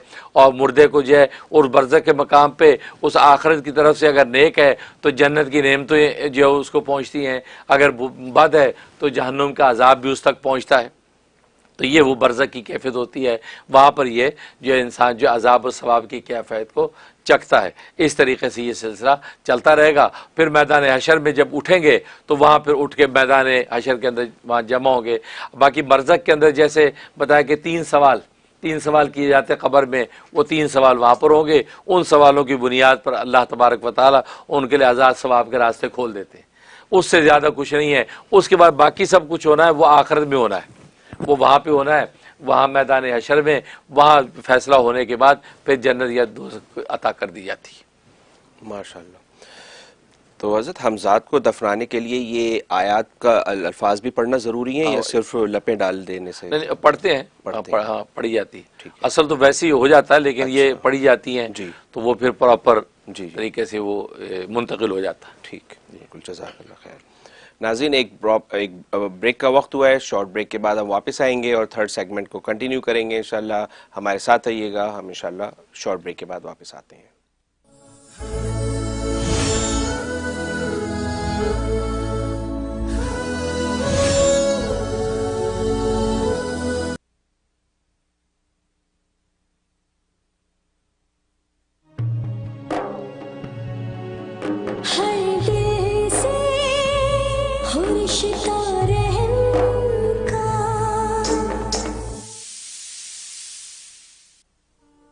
Bismillahir-Rahmanir-Rahim. Reciting Quran with proper pronunciation is obligatory for every Muslim.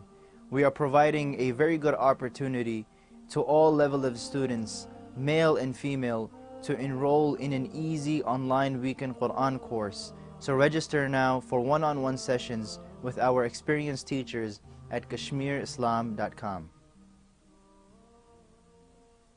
Coins medical care doctor Nahid Sultana की जेर निगरानी फीमेल हेल्थ प्रोफेशनल्स और कॉम्पिटेंट लेडी डॉक्टर्स पर मुश्तमिल एक ही लोकेशन पर कायम मुकम्मल family medical care centre. Women health care, gynaecological exams, paediatrics, adult physicals, echocardiogram, EKG testing, children vaccination और अब एयर ट्रेवलर्स के लिए कोविड-19 PCR टेस्ट की सहूलत। Rapid lab results in 72 hours only. Coins medical care, Jamaica phone 718-206-2222।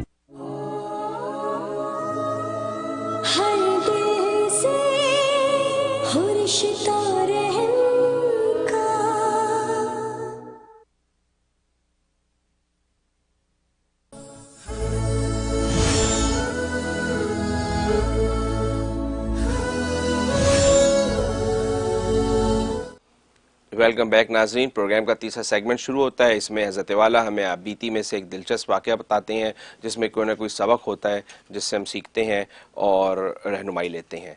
तो हज़रत, आज आपसे दरख्वास्त है कि आज आप हमें ऐसा कौन सा रूहानी वाक़या समझाएंगे? माशाअल्लाह। हाँ, बीती के हवाले से हमेशा मैं कहा करता हूँ कि कोई मुफीद मजमून जिससे अख्ज़ होता हो वो मैं आप हज़रात से शेयर किया करता हूँ। और चूँकि रबीउल अव्वल का महीना है तो रबीउल अव्वल में तो सरकार दो आलम सल्लल्लाहु अलैहि वसल्लम की शानें बयान की जाती हैं। बेशक। और जो है आशिकाने मुस्तफ़ा जो है सरकार दो आलम सल्लल्लाहु अलैहि वसल्लम के साथ इज़हार मोहब्बत इश्क करते हैं और आपकी अज़मतें जो लोगों के सामने आती हैं। तो गोया कि इस महीने में उनकी अज़मतें और रिफ़तें बयान होती हैं और पूरा साल भी उन अज़मत और रिफ़त को जो है वो गोया कि अज़मत का सलाम पेश किया जाता है, सलात व सलाम की कसरत की जाती है। तो इस निस्बत से मुझे अपने 2 ख्वाब याद आए। मैं 2 ख्वाबों को शेयर करना चाहता हूँ और उससे मकसूद असल में इस्लाह अहवाल है उन लोगों के लिए जिनके हवाले से मुझे ये ख्वाब आए हैं। तो मैंने ये सोचा कि वो उनके लिए एक दावत हक़ है, उनके लिए एक दावत फ़िक्र है कि वो गौर करें। हो सकता है कि अल्लाह तबारक व तआला उनको राह हिदायत दे दें हैं। तो मैं ये समझ रहा हूँ कि मेरे ख्वाब में हो सकता है उनको राह हिदायत का इशारा हो। तो चूँकि अल्लाह की तरफ से चीज़ ज़ाहिर हुई भी है, लिहाजा मैं इसको क्यों छुपाऊँ, लिहाजा मैं बयान कर दूँ। बाकी मानने वाले माने, नहीं मानने वाले ना माने, क्योंकि और ये वतीरा रहा है औलिया कामिलीन का भी कि वो पेश कर देते ख्वाब अपने मुबशरात, क्योंकि मुबशरात अल्लाह की तरफ से होते हैं। अब ये किस्मत वाले नसीब वाले उसको सच्चा समझें तो उनका नसीब, ना समझे उनका नसीब। तो लिहाजा मेरे जो है वो 2 अहम शख्सियात के हवाले से चूँकि ये मेरे 2 ख्वाब आए थे तो मैंने उसलिए मैं आपसे शेयर करना चाहता हूँ। और फिर दोनों के नज़रियात अकायद एक दूसरे से किसी न किसी दर्जे में मिलते जुलते हैं, इस वजह से मैं दोनों को शेयर करना चाह रहा हूँ। एक मरतबा जो है मैं जैसे सोशल मीडिया है, आदमी देखता है, तो सोशल मीडिया खोला तो ख़त्म नबूवत के हवाले से कुछ बयानात, कुछ चीज़ें सामने थी, तो वो मैं देख रहा था। तो उसमें जो है वो मिर्ज़ा ताहिर जो फ़िरक़ा कादियानी है, जो है आमदी जो है कहलाते हैं, जो इनका जो सरबराह मिर्ज़ा ताहिर का एक बयान आ रहा है। वो ख़त्म नबूवत के मौजू पे बात कर रहा है, ख़ातमुन नबिय्यीन की तशरीह कर रहा है, और वो एपिसोड मौजूद है यूट्यूब पे, तो मैं उसको सुन रहा हूँ। और वो ख़ातमुन नबिय्यीन की जो आयत है, मा काना मुहम्मदुन अबा अहदिम मिर रिजालिकुम वलाकिन रसूलुल्लाह व ख़ातमुन नबिय्यीन, तो ख़ातमुन नबिय्यीन की तशरीह कर रहा है वो कि ख़ातम से मुराद क्या है। क्योंकि मैं हमेशा कहा करता हूँ कादियानी भी रसूलुल्लाह सल्लल्लाहु अलैहि वसल्लम को ख़ातमुन नबिय्यीन मानते हैं, लेकिन उसका मिस्दाक क्या लेते हैं ये हमें और आपको पता नहीं है। हैं, हम उनके ख़ातमुन नबिय्यीन कहने पे खुश हो जाते हैं, वो कहते नहीं हुज़ूर ख़ातमुन नबिय्यीन है। हम कहते देखो तो ये तो मान रहे हैं, लेकिन वो ख़ातमुन नबिय्यीन का जो मिस्दाक और माना है वो बदल देते हैं। ठीक है ना। वो खैर वो अपने तरीके पे तशरीह कर रहे हैं, ख़ातम का ये मतलब। और फिर वो आयत जो है उलाइका लज़ीना अनअमल्लाहु अलैहिम मिनन नबिय्यीन वस्सिद्दीक़ीन वशुहदा वसालिहीन, उसको वो जिक्र करता है। और वहाँ पर बड़े खूबसूरती के साथ एक दजल करता है और बड़ी जो है तेज़ी के साथ जो है वो माना मफ़हूम को तब्दील करके आगे चलता है। तो मैं उसको सुन रहा हूँ गौर से, मैं सोचता हूँ कि यार ये जिस अंदाज से ये बयान कर रहा है, तो जो लोग बैठे ये तो झूम रहे हैं। एक आम आदमी तो कहेगा क्या फाजिलाना बात है, बहुत ज़बरदस्त बात कर रहा है। तो मैं बड़ा फ़िक्रमंद हुआ कि यार इसका जवाब देना चाहिए, इल्मी तौर पे इसका जवाब देना चाहिए। और ये आदमी जो है कितने दजल और ख़ूबसूरती के साथ जो है वो उसने मफ़हूम को पेश किया है कि एक आम आदमी जब सुनेगा वो कहेगा यार, अब मैं तो चलो इल्म दीन के 2 लफ्ज़ पढ़े हुए हैं, और फिर यह है कि ख़त्म नबूवत के जो अपने वक़्त के सुल्तान और बादशाह थे उनकी सोबतें मैंने उठाई हुई हैं, तो मैं इस वजह से मुझे तो ख़बर है कि ये कहाँ पे क्या डंडी मार रहा है। तो मैं ये सुना उसको, फिर मैंने उसके जवाबात भी साथ जवाब भी मैंने सेट कर लिया कि जवाब मुझे भाई इसका जवाब ये है।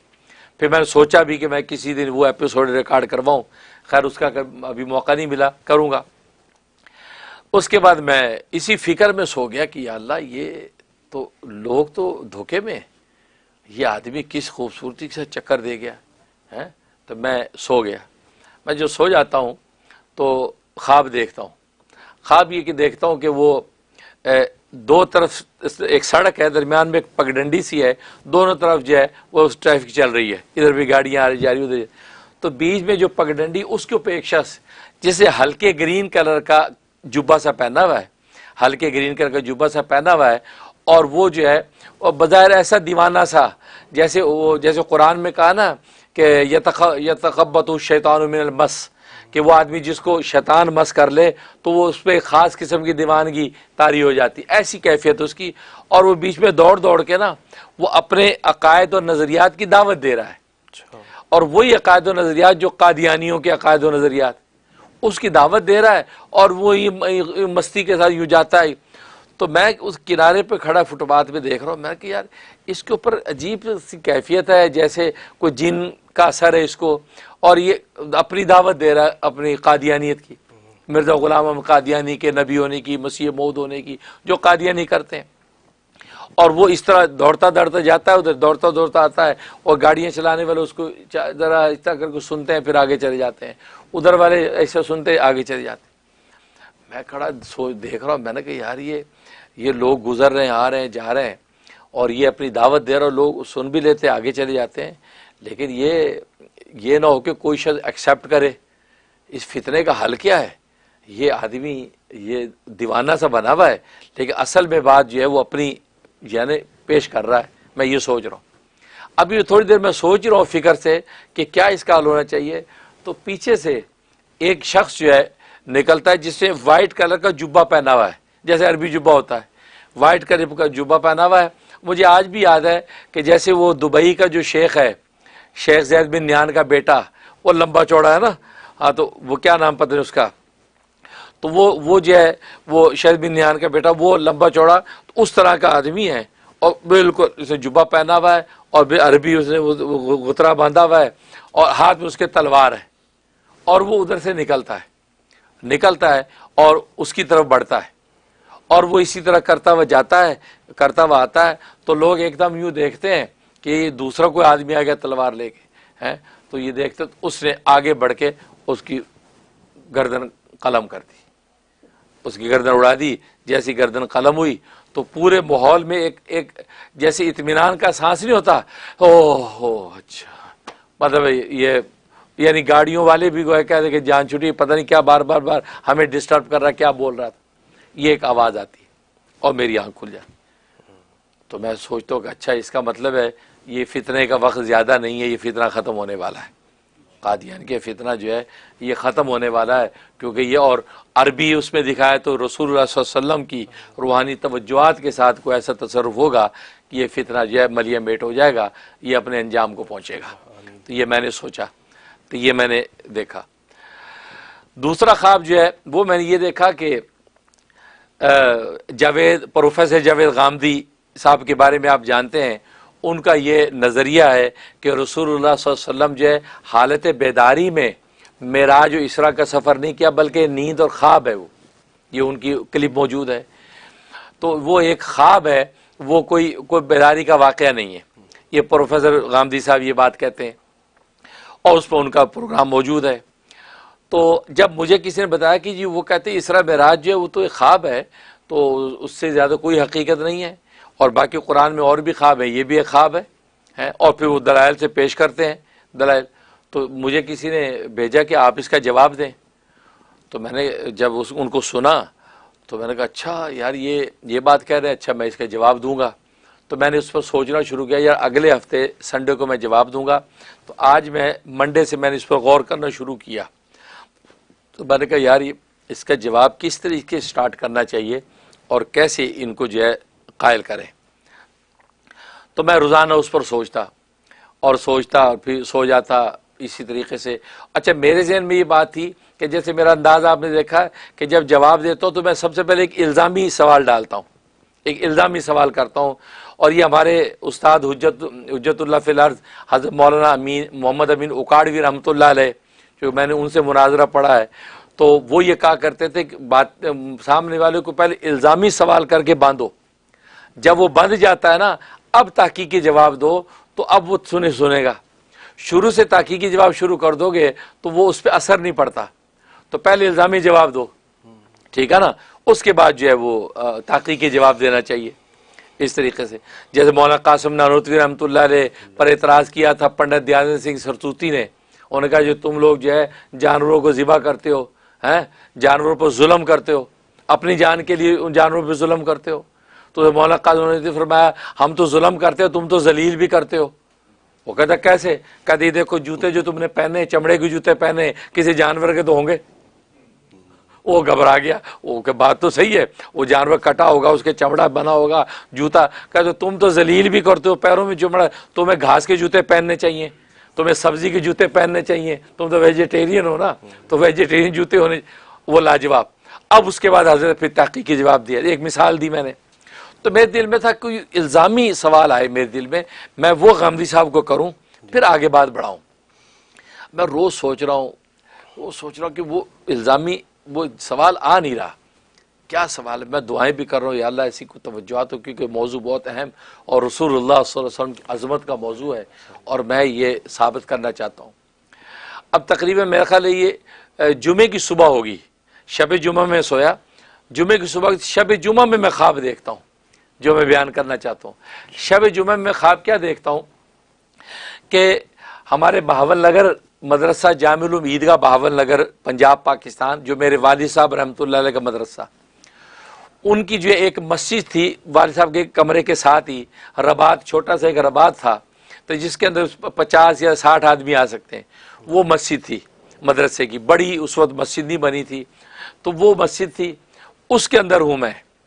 और मैं जो है मेरा यूँ स्टेज लगा हुआ है जैसे मेरा बयान होना है और रसूल सल्लल्लाहु अलैहि वसल्लम की इसरा मेराज के मौजू पे बयान होना है। मैं यूँ बैठा हूँ उसके ऊपर, अब सामने मजमा है, लोग ही लोग हैं। अच्छा, चूँकि मुझे अपने वालिद साहब रहमतुल्लाह अलैह से बहुत ही कस्ब फैज़ हुआ, उनसे बहुत मुझे ये मिला है फैज़, वो भी उसके अंदर मौजूद हैं। सफ़े अव्वल में वो भी बैठे हैं और लोग बैठे हैं यूँ पूरी कतार से। तो चौथी सफ के अंदर गामदी साहब भी बैठे हैं, प्रोफेसर गामदी साहब भी चौथी सफ में बैठे हैं, वो भी मेरा बयान सुनने के लिए बैठे हैं। और मुझे आज तक याद है उन्होंने एक शर्ट पहनी हुई है हल्की नीली लकीरों वाली, हल्की है, एक की थोड़ी सी गहरी लकीरें हैं, ऐसी एक शर्ट पहनी हुई है उन्होंने, और वो वहाँ चौथी सब में बैठे हैं। अच्छा, उनके बिल्कुल बराबर की साइड में हमारे एक मुरीद है ज़की ज़मान हमारा मुरीद है, लॉन्ग लैंड में रहता है। तो वैसे तो मुरीद है लेकिन थोड़ा सा नालायक मुरीद है खैर वो भी बैठा है। तो नालायक इसलिए कहता हूँ कि दूर चला गया जालिम, पहले करीब था अब दूर गया, तो वो फिर कभी कभी मिलता है। तो वो जनाब वो भी बैठा है। अब मजमा तैयार हुआ, अब मैं बयान के लिए खुतबा शुरू करता हूँ। मैं कहता अल्हम्दुलिल्लाह, मैं पूरा यूँ खींच के अल्हम्दुलिल्लाहि नहमदुहु व नस्तईनुहु, ऐसे लय लगा के इतना कहता तो मुझे एकदम ख्याल आता है कि यार वो कैमरा पता नहीं ऑन हुआ है कि नहीं, क्योंकि ये रिकॉर्ड होना है। तो मुझे ख्याल था यासिर जो हमारा उससे कैमरा ऑन किया है कि नहीं, मैं इस वक्त खुतबा रोक देता हूँ। मैं कहा भाई वो यासिर कैमरा ऑन हो गया कि नहीं, क्योंकि मैंने सोचा अहम मौजू है, रिकॉर्ड होना चाहिए। तो वो से अभी उसको कैमरा फिक्स किया नहीं, वो कैमरा उस वक्त ये कर रहा है, जी जी हजरत मैं कर। मैं अल्लाह के बंदे कैमरा फिक्स करो पहले, फिर मैं शुरू करता हूँ। मैं दिल में सोचा अहम मौजू है, और फिर वालिद साहब मौजूद हैं और सब मौजूद है। तो अच्छा, इतने में क्या करता है वो ज़की, क्या करता है वो गामदी साहब को उठा के और आगे कर देता है कि आप आगे हो जाए, आगे हो जाए। हाँ, तो वो ज़की गामदी साहब मेरे बिल्कुल पास आके बैठ जाते हैं तो वो मेरे बिल्कुल पास। तो मैं दिल में सोचता हूँ कि यार ये ज़की को भी है खाम खा, बस ठीक है जहाँ बैठे थे सही था, मैं बयान करता आवाज़ तो जा ही रही थी, बाकी मैं कि इसको खुद ही पता नहीं क्या इज्तिहाद हुआ कि इसने इनको यहाँ पास बिठा दिया।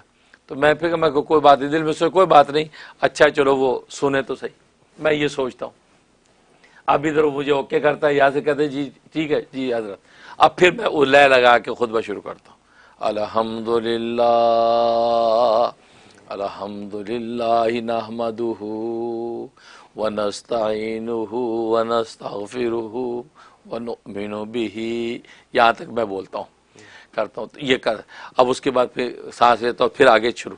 तो खुतबा पढ़ के अब उसके बाद मैंने जैसे कोई बयान में शुरू किया, फिर आवाज़ें आ रही हैं, तो गामदी साहब बिल्कुल ऐसे गौर से मुझे सुन रहे हैं, यहाँ तक कि बस औकात मेरी कोनी भी उनको लगती है, ऐसा बयान कर मुझे ऐसा लगता है उनकी मेरी कोनी भी उनको लगती है, इतने मुत्तसिल होकर वो गौर से सुन रहे हैं मेरी बात।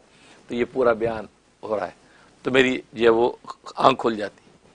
अब जैसे सुबह को आँख खुलती है, आँख खुलते ही वो सवाल जिसकी मैं तलाश थी 5 दिन से और मैं दुआएं मुराकबे कर रहा था, वो सवाल इल्का हुआ है फौरन।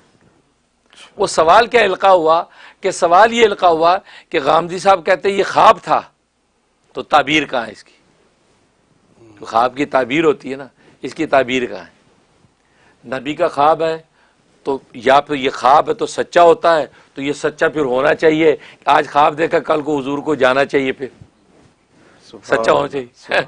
अगर सच्चा नहीं हो रहा तो इसकी फिर ताबीर क्या है? और गामदी साहब ने जितनी एपिसोड में हवाले दिए हैं वो सारे उन ख्वाबों के हवाले दिए जिसकी ताबीरें भी हैं। हज़रत यूसुफ अलैहिस्सलाम का ख्वाब, उसकी ताबीर भी है, और जेल के हज़रत यूसुफ के साथियों का उसकी ताबीर भी है, हज़रत इब्राहिम का उसकी ताबीर भी है। तो गोया कि हर ख्वाब की ताबीर भी है, खुद रसूल सल्लल्लाहु अलैहि वसल्लम का ख्वाब उसकी ताबीर, तो हर ख्वाब की ताबीर भी है। ये कैसा ख्वाब है कि ख्वाब बराए ख्वाब ने अल्लाह ने छोड़ दिया, ताबीर बयान नहीं की। तो ये सवाल मुझे इल्का जैसे हुआ ना, तो मैं उठ के बैठ गया। मैंने कहा अल्हम्दुलिल्लाह, अल्लाह ने मुझे वो इल्का कर दिया, वो सवाल जो इल्ज़ामी सवाल मैं ढूंढ रहा था मुझे मिल गया। तो मेरी अहलिया ने क्या हुआ, वो भी उठ के बैठ गई, खैरियत सुबह सुबह। मैं कहा नहीं, आज तो लगता है हज़रत खिज़र अलैहिस्सलाम की तवज्जो से मुझे सवाल मिल गया। वो कहता है सुबह सुबह हज़रत खिज़र कहाँ से आ गए, वो हंसने लगी। तो मैंने कहा वो हज़रत खिज़र उनकी ताईद गैबी रहती है, तो मैंने वो लगता है मुझे जो है वो इल्का हो गया। सुभान अल्लाह। फिर आपने देखा होगा मैंने फिर संडे को वो एपिसोड रिकॉर्ड करवाया और उसमें मैंने सवाल यहीं से उठाया कि अगर ख्वाब है बकौल गामदी साहब के, ताबीर कहाँ है? तो कहा कि ये वो इल्काई इल्ज़ामी नुक्ता है कि जो मुझे अल्लाह ने दिल में डाला और मैंने, और गामदी साहब चूँकि वहाँ मौजूद हैं, तो मुझे इस ख्वाब से ये लगा कि हो सकता है इस मसले में उन्होंने जो अकीदा रखा है कि रसूलुल्लाह सल्लल्लाहु अलैहि वसल्लम जिस्म जान के साथ नहीं गए बल्कि ख्वाब था, तो उनको हो सकता है हिदायत नसीब हो जाए।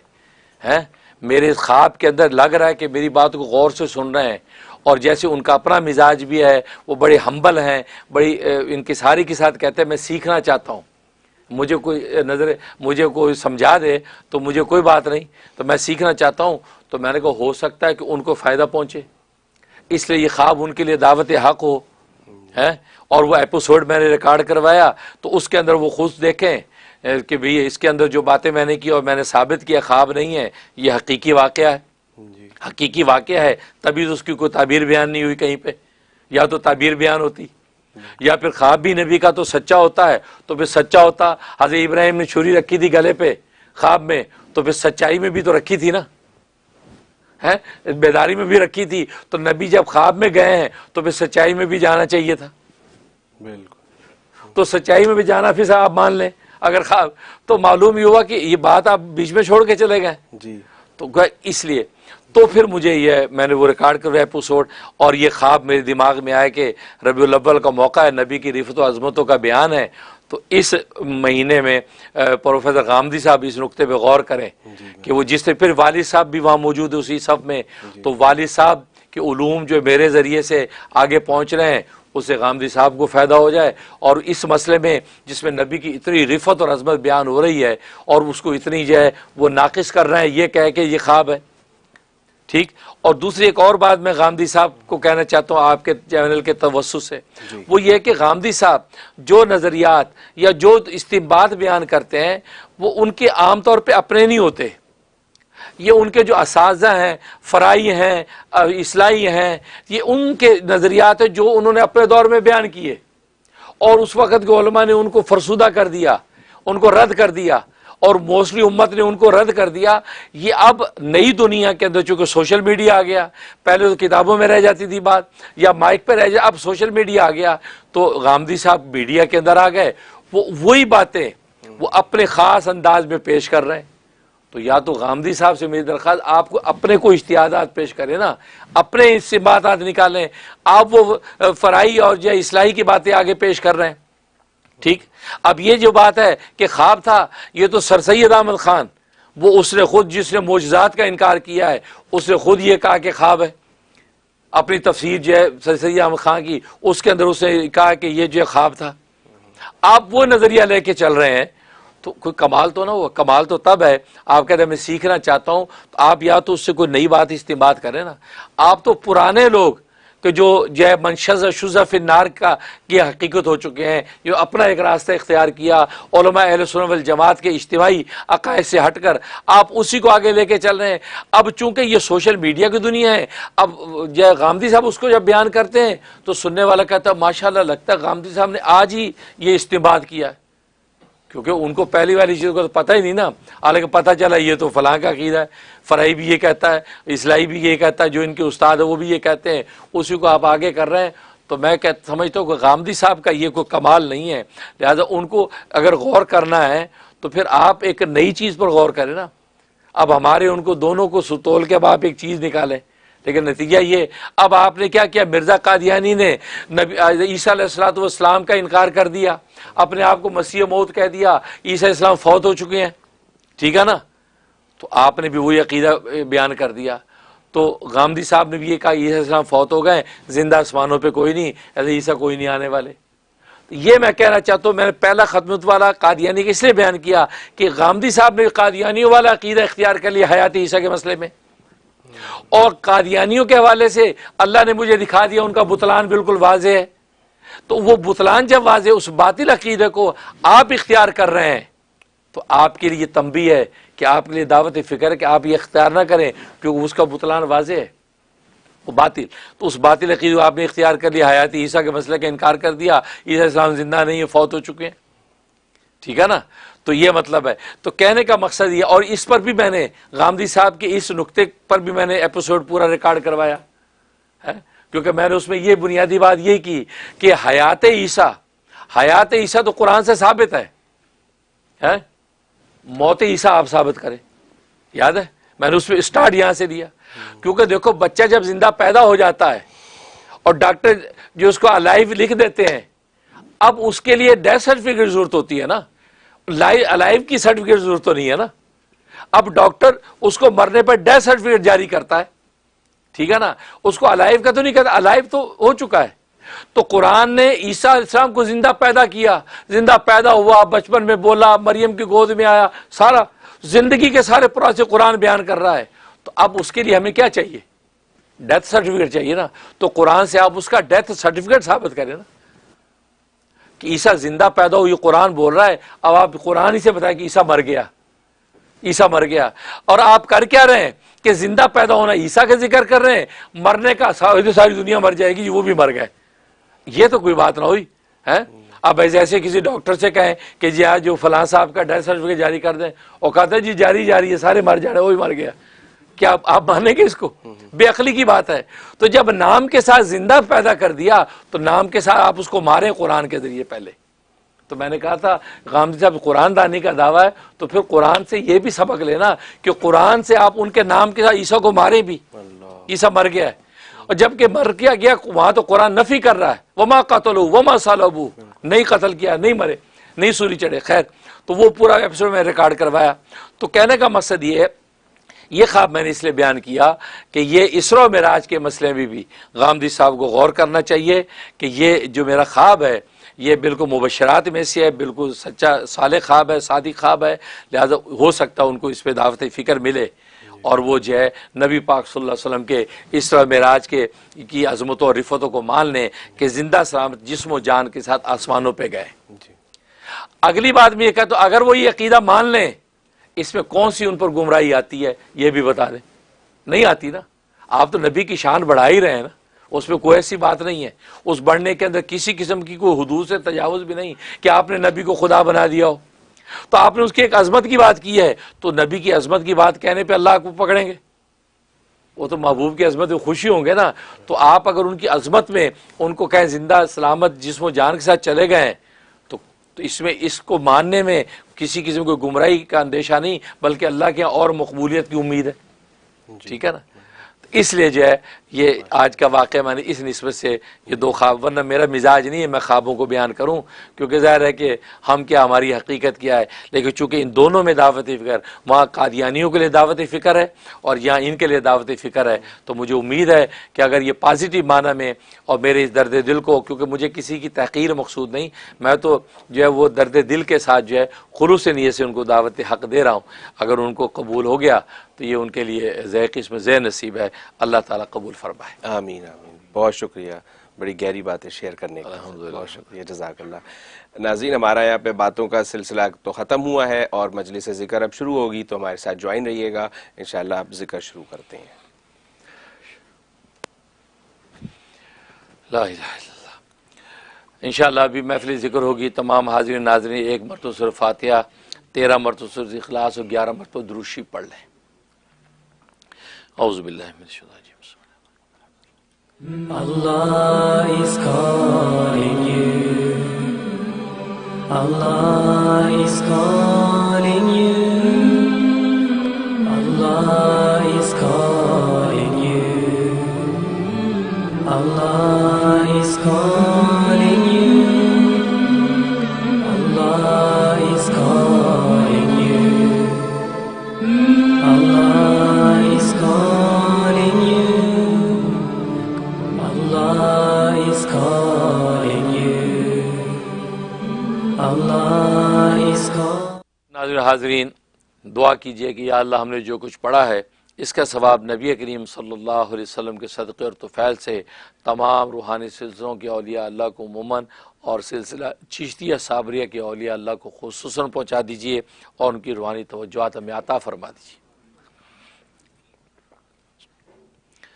यार रहे यार रब तू मेरा और मैं तेरा यार हूँ। यार रहे यार रब तू मेरा और मैं तेरा यार हूँ। मुझको मोहब्बत फ़क़त हो तुझसे, खलक से मैं बेजार रहूँ। हर दम ज़िक्र फ़िक्र में तेरे मस्त रहूँ, सरशार रहूँ। होश रहे ना मुझको किसी का,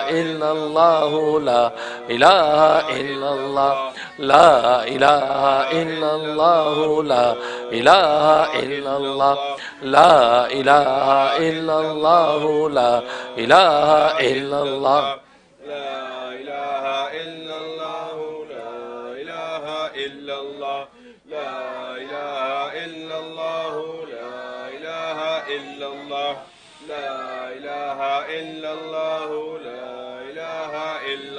ला इलाहा इल्लल्लाह मुहम्मदुर रसूलुल्लाह सल्लल्लाहु तआला अलैहि व अला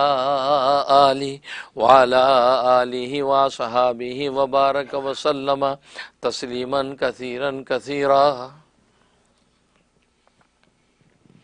तमाम नाज़रीन हाज़िरीन, ये तस्वुर बांधे कि दिल से दुनिया की मोहब्बत निकल गई, दिल अल्लाह की मोहब्बत से रोशन हो रहा है। सुभान अल्लाह वल्हम्दुलिल्लाह, सुभान सुभान।